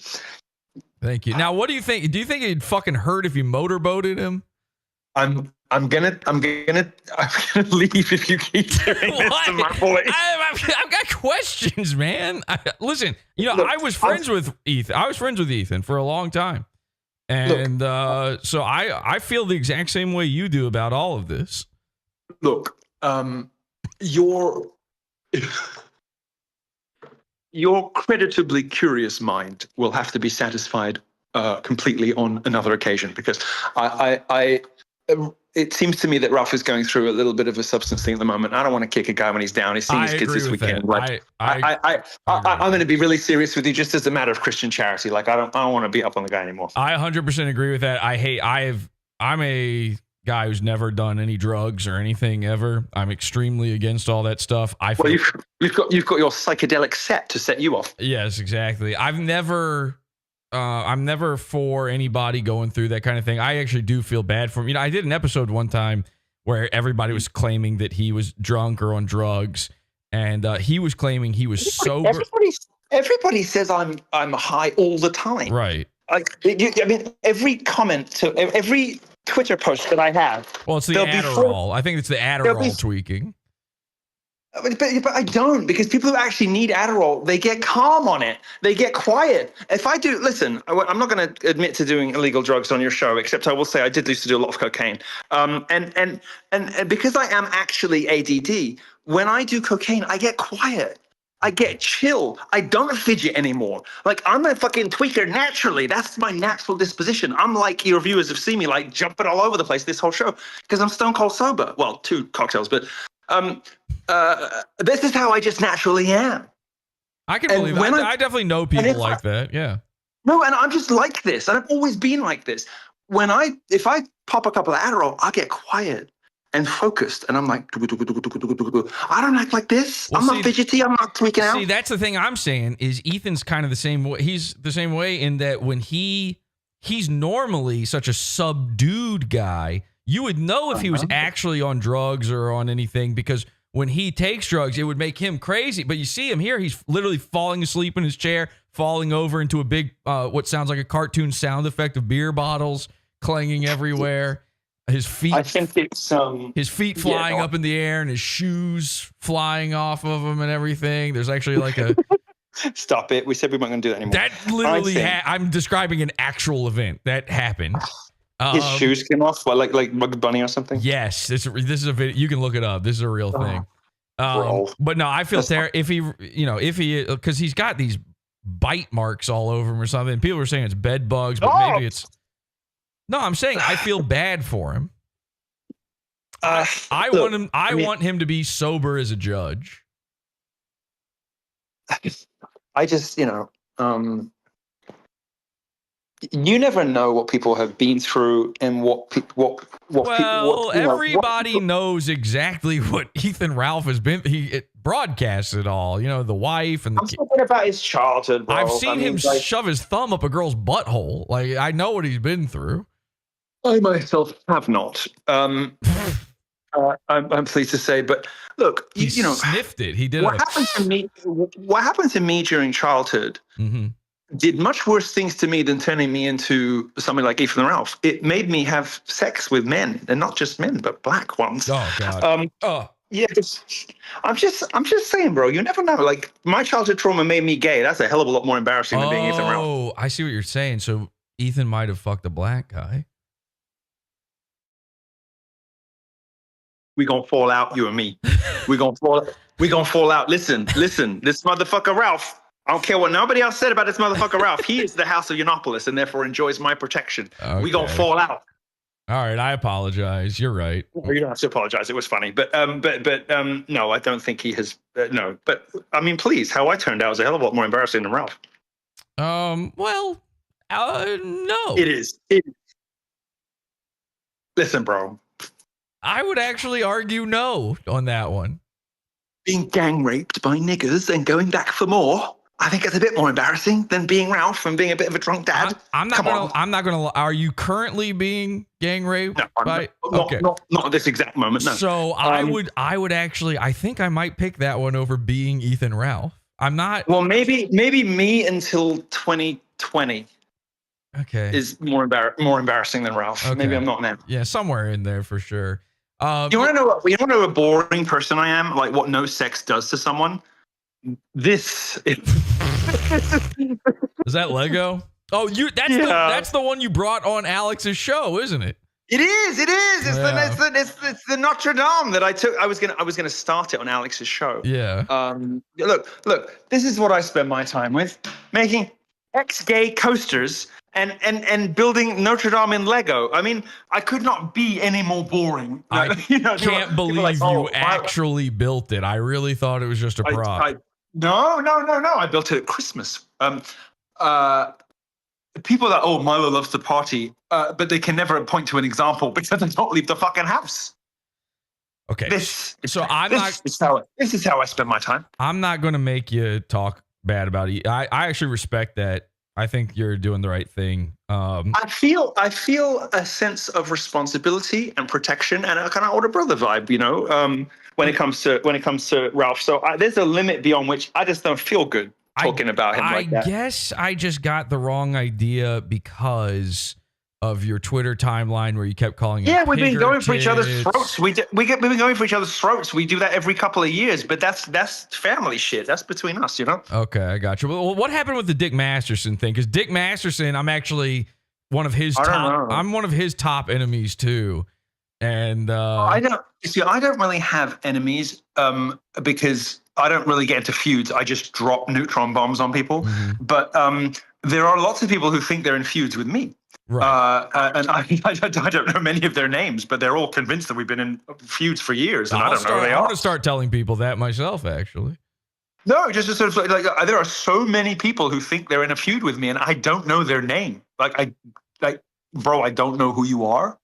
And they're convinced that we've been like in an internet spat for years, hundreds of them. Anyway, so I don't have enemies per se, because when people piss me off, I just take them out. But it strikes me that Dick Masterson is, if you don't mind me giving you another compliment, a little beneath your as a subject of ire. Well, yeah, I mean, it's not, when I say I'm his enemy, I mean, he's not mine. I am his enemy because I make fun of him. And who have you decided to take against? Who do I consider an enemy? Mm-hmm.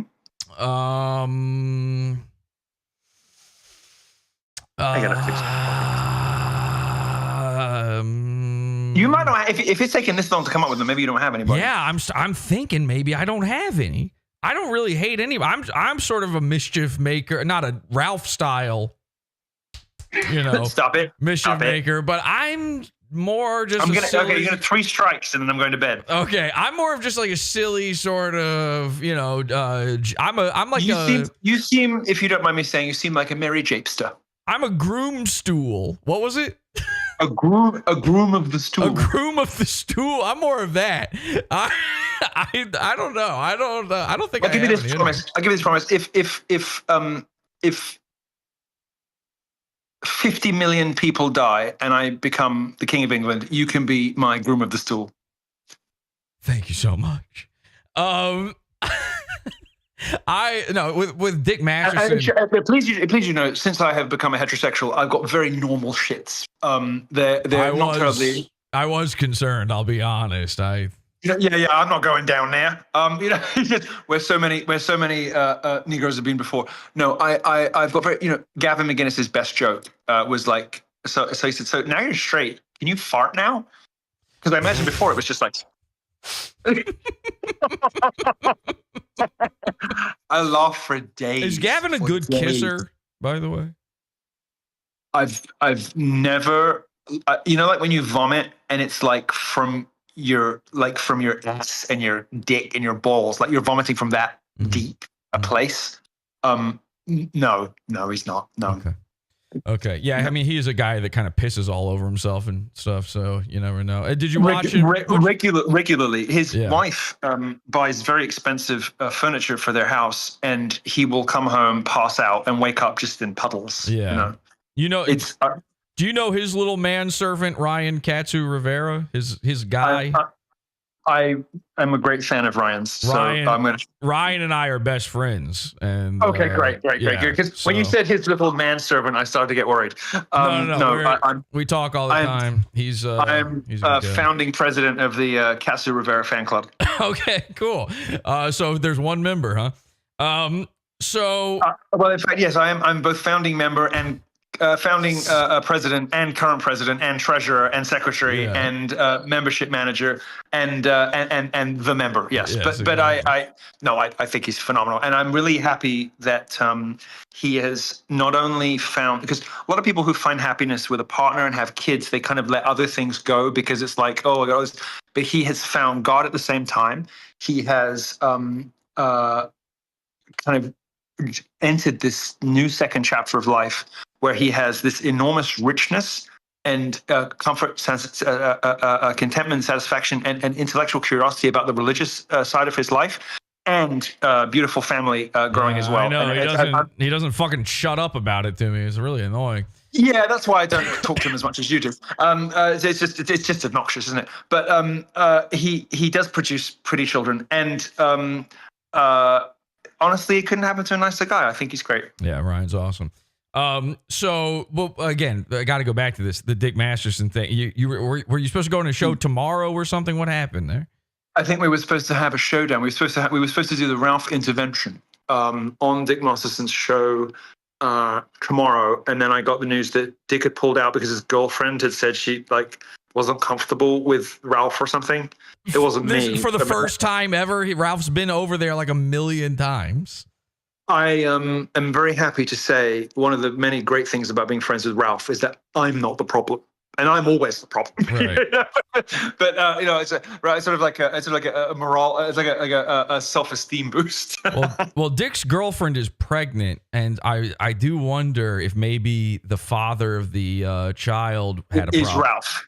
No, had a problem with Ralph coming there, and maybe it wasn't up to Dick whether or not. Wait a minute. So Dick is with someone who's having someone else's baby. Well, I can't imagine it's Dick's because Dick's a gay guy. So Dick's homosexual? You've never heard of Juju the cow? Oh, you see, I've been so out of this for so long. Oh man, yeah. Let me catch you up real quick. See, Dick Masterson, he enjoys having furry gay sex where he is the female cow. He dresses up as a cow. Yeah. And he calls himself Juju. And he goes to Burning Man every year. And what he does is Right. And then he finds guys on Craigslist and offers to suck them off at Burning Man. And that's what he has to do because he's so brown and so large. He's not really that large. To be honest with you, he actually does wear platform shoes. But no, I meant girth. Certainly not that either, from all accounts. Well, I've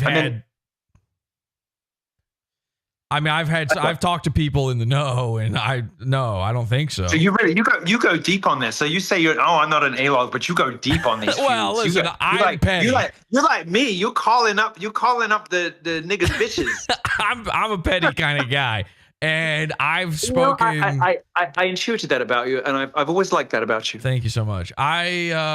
Here's my quick history with Dick Masterson is Dick has made his entire career off of just stealing Maddox's fan base. My quick history with Dick. Yeah, I said Masterson, and I was sure to say it. Okay, Look, I'll say Juju. I tweeted. What was that? I don't know. Are you haunted? Yes. Did you let out a fart and it went? Honestly, it's Gavin. Look, Gavin is a very funny guy, funnier than me, and that is his best joke. I mean, it was amazing. It was amazing. The delivery was incredible because he's just like he's smirking, leaning back. He's just like, so what? Can you fart now? What do you mean? Well, because I imagine before it was just like. He probably came up with that joke after he stuck that fucking thing up his ass that one time. Yes, maybe he had a couple of days of trouble creating the. Yeah. Oh, he couldn't clap them cheeks for a while, I think they say. So anyway, with Dick, my whole thing with him is that he doesn't like me because I was on Maddox's podcast network, and he makes fun of Maddox. That's it. That's all it is. He makes fun of the guy whose material he also steals. Yes, and also all of his fans. His entire career is built off of that guy. It's basically sort of like a runoff, like a little sort of a tribute, like a stream from a reservoir that just sort of picks up the excess. In fairness to Dick Masterson, he doesn't. In fairness to Dick, yeah. I said Masterson. In fairness to Juju, he doesn't just steal from Maddox. He also does it from Adam Carolla. In fact, most of his things. Well, everyone steals from Adam Carolla because Adam Carolla's the Don. But honestly, yes. Honestly, it's probably the best title of any book of the last 50 years, like not Taco Bell material. Yeah. Is that Carolla, isn't it? Juju the cow.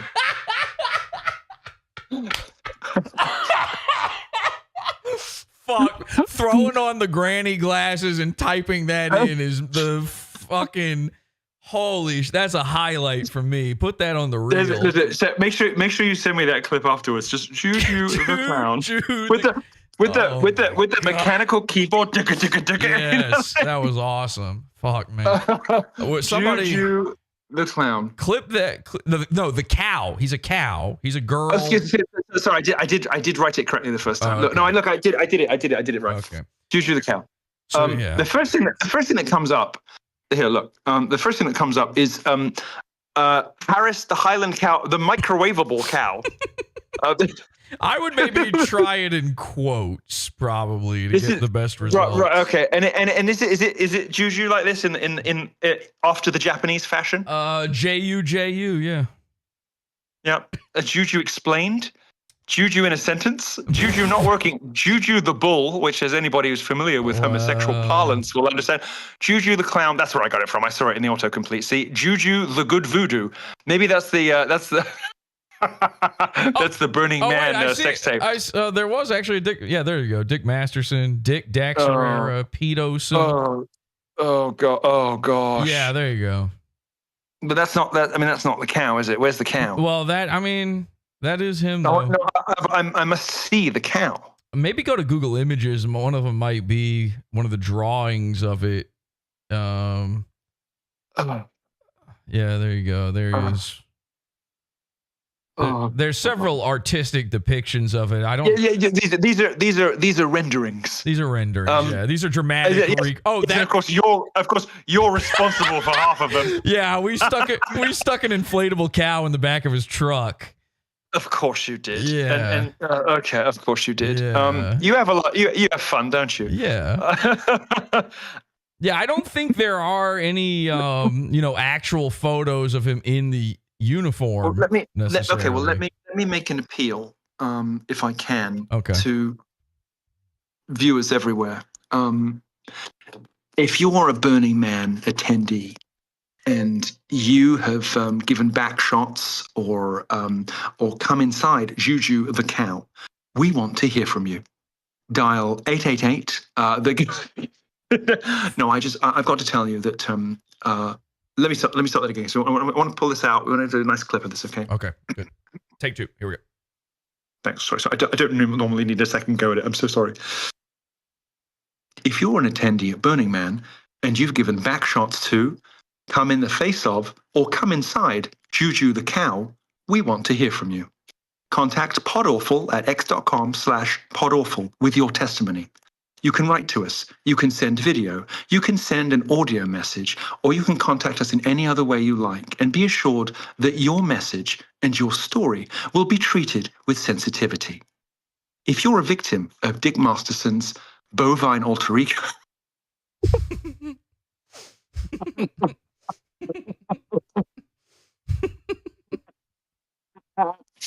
sorry, I lost it. I think we got the message, didn't we? It was good enough. Call me now for a free reading. I was doing my best. Like, look, you know what I didn't do? I didn't put the right song on. That's why I didn't get it right. Let's just one more time. One more time. All right, here we go. I'm gonna put the right song on. Okay, just a minute. Okay. Yeah, I know.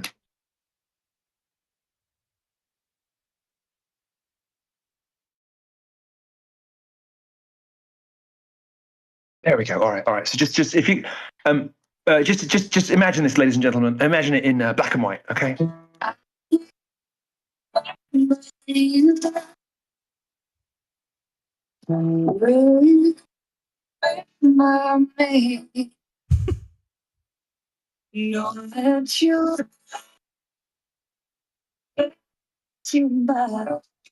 you an attendee at Burning Man?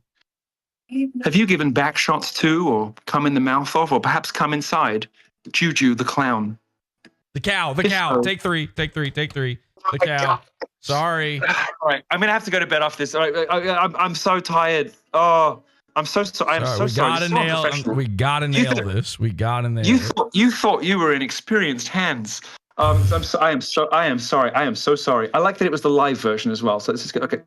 All right, here goes. Let's start again. Right. Here we go. Are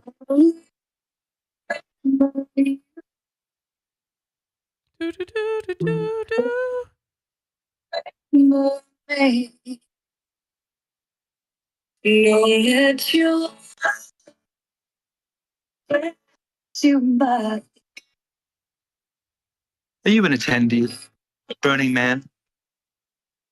Why wasn't the volume working? All right, this is the okay. If it makes you feel any better, the audio is cutting in and out because of the music, and I was fine with that because otherwise I'm probably gonna get like a copyright strike. So this is the last take. This is the last time we're going to nail it. Okay, I can feel it. Let's okay. Here goes. Are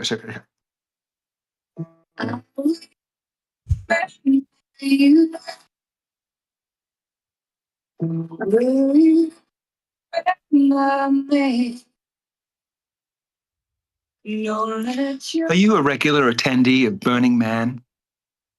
Have you taken back shots, given back shots, come in the mouth of, or come up inside the anus of Juju the cow? If you've been affected by Dick Masterson's fluffy, furry alter ego, we want to hear from you. Contact PODAWFUL at x.com/PODAWFUL.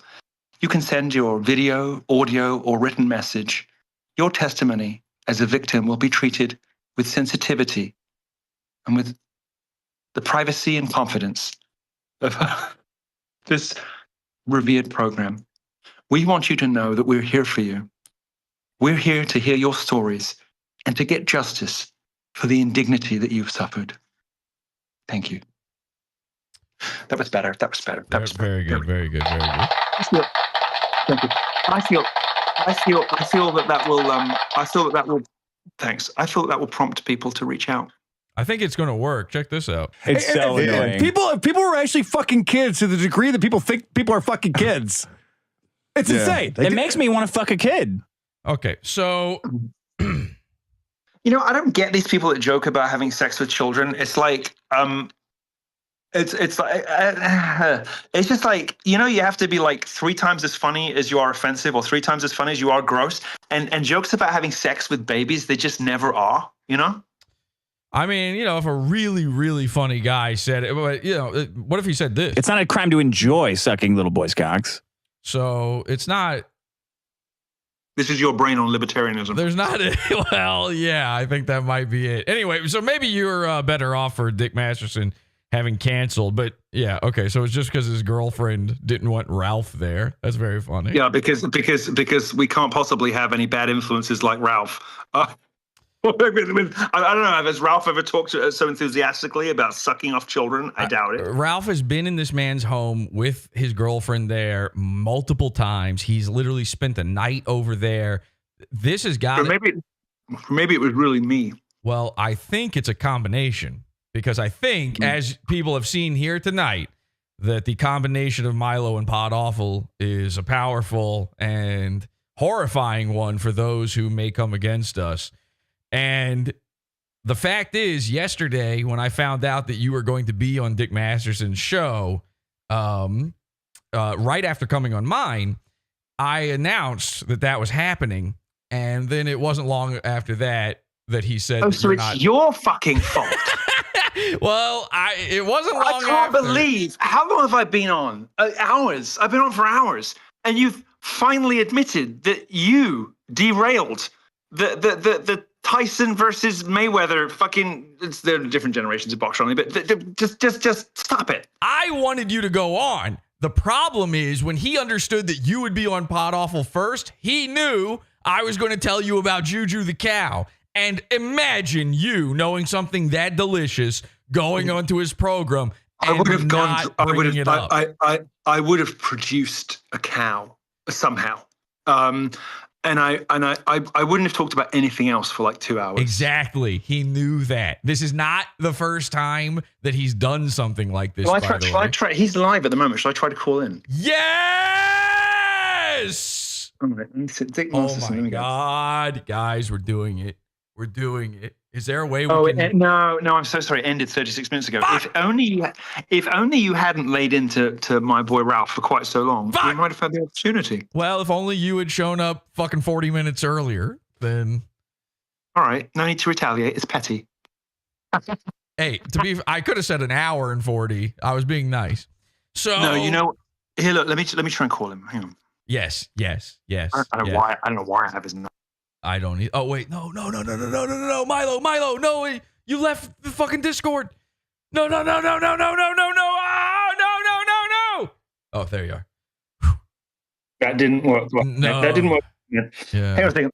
Let me find the phone I can do it on that won't end this call. Sorry, I'm kind of a Luddite. That's all right. We're getting there. Hey, look, hey Milo, it's Dick Masterson.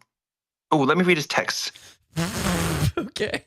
Hey Milo, it's Dick Masterson. I was on a show last night, finding myself again in the position of having to explain your comments to somebody.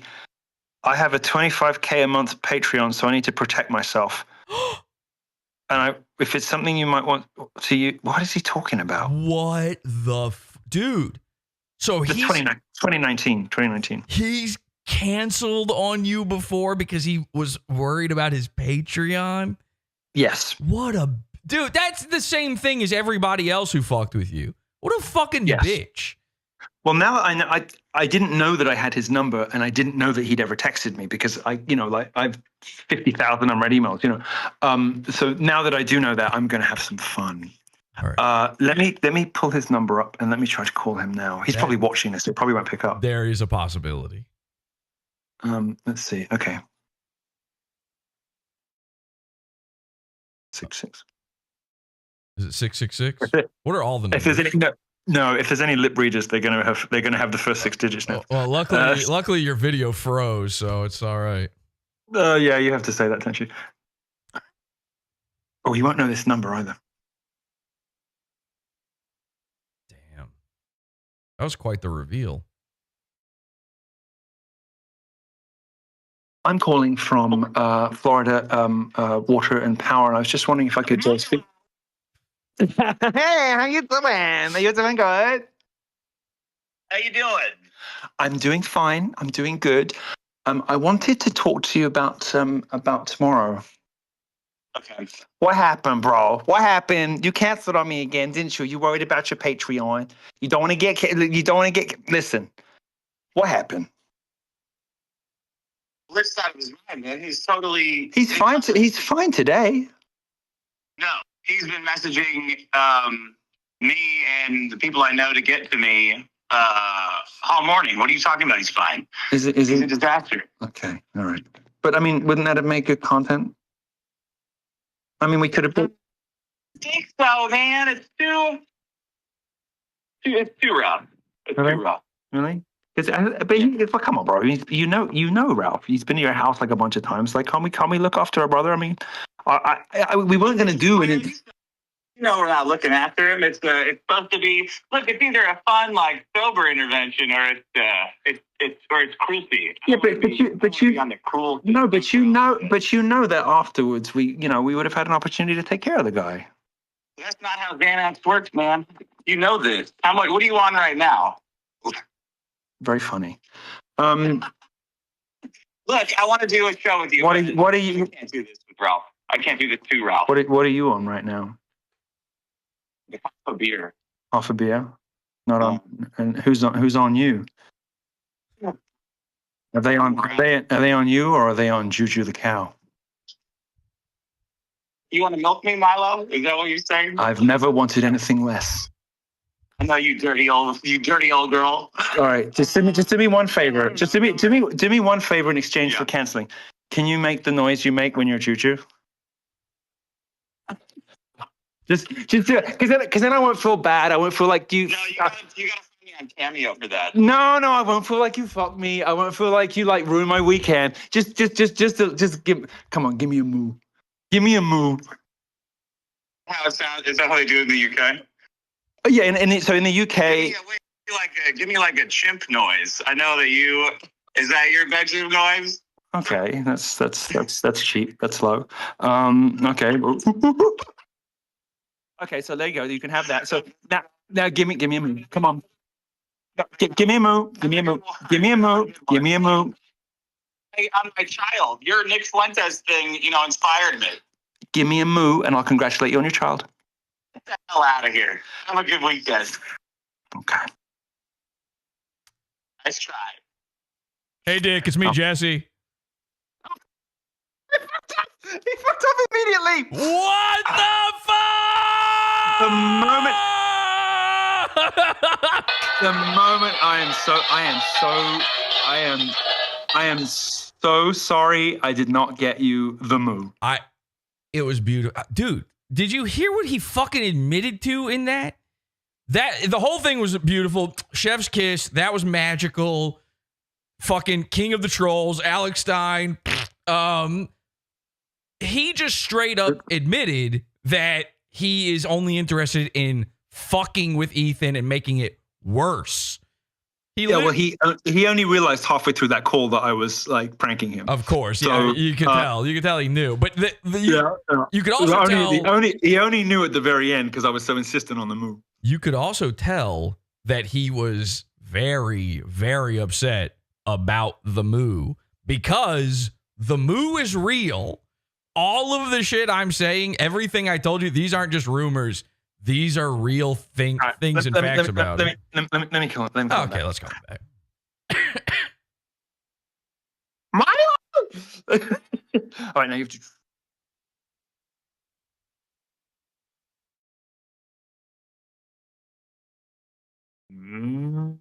That's what I'm going to do. Alley oops. Alley oop. Alley oops is when you fuck it up. Your call has been forwarded. What up, bitch? What up? Wait, let me leave a message. Let me just. You may hang up.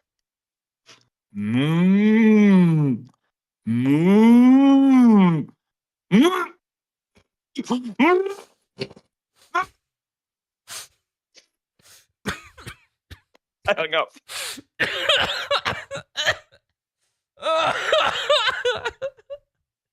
Oh my God, this is the greatest thing that's ever happened. Fuck, man.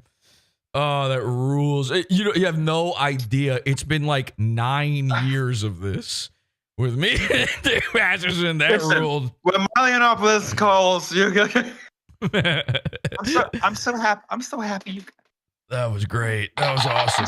I'm so happy you can have that. I'm so happy you can have that. That was so good. I think we should end on a high. Yes, we should. And I should say goodnight. Thank you so much for having me. I would love to come on again. I've had an absolute ball. Thank you. God bless you, my friend. Thank you. At Nero on Twitter. Anything else you want to plug? Yeah, they know. I don't need anything from you. I'm just very happy to be here, and I'm grateful to you for all the time. Happy to be here. Thank you. H2BH, Milo Yiannopoulos, everybody. Thank you so much, man. God bless you, man. Take care. Bye-bye. Take care. Bye.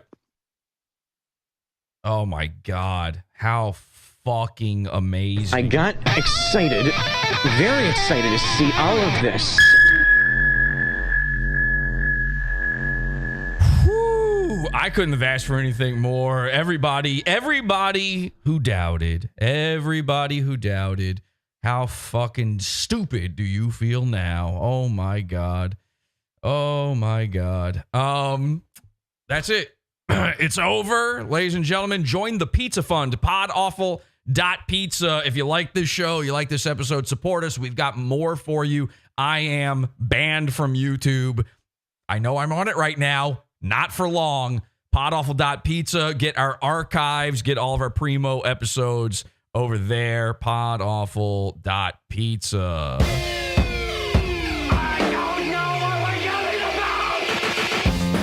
Support the show.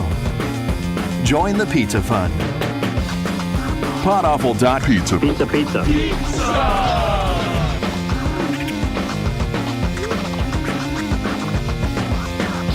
PodAwful.pizza.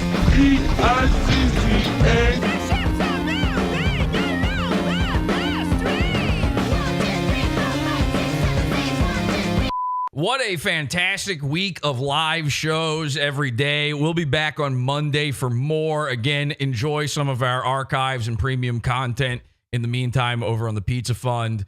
Thank you guys. The chat's going crazy. What a great guest they're saying. Fantastic show. Incredible. You owe Milo some booty. I think we're both good on that one. This guy says, doubted Milo, never doubted Jesse. Well, now you've learned your lesson. You were still wrong. Pickles in chat. What a great show to watch for my first Pod Awful show. Is it always this fun? Yes, it fucking is. Go back and watch any of our other episodes. In fact, the last episode before this, we in full covered the appearance of Milo on Alex Stein's show. So if you like that story, you can see the full thing. It's the unedited version of Alex Stein's show. All the stuff that he took out.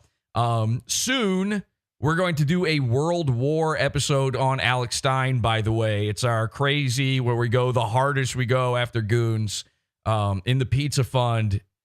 Check that out. Join the Pizza Fund. We will be doing the Alex Stein show. I have complete, full access, unauthorized, to all of Alex Stein's content that he's ever produced. Every single video he's ever made, including stand-up videos that he does not want you to see. I have them. I have them all on a hard drive, and I'm ready to show them to you and embarrass him fully. Check it out. It's coming soon. Until next time, have an awful day.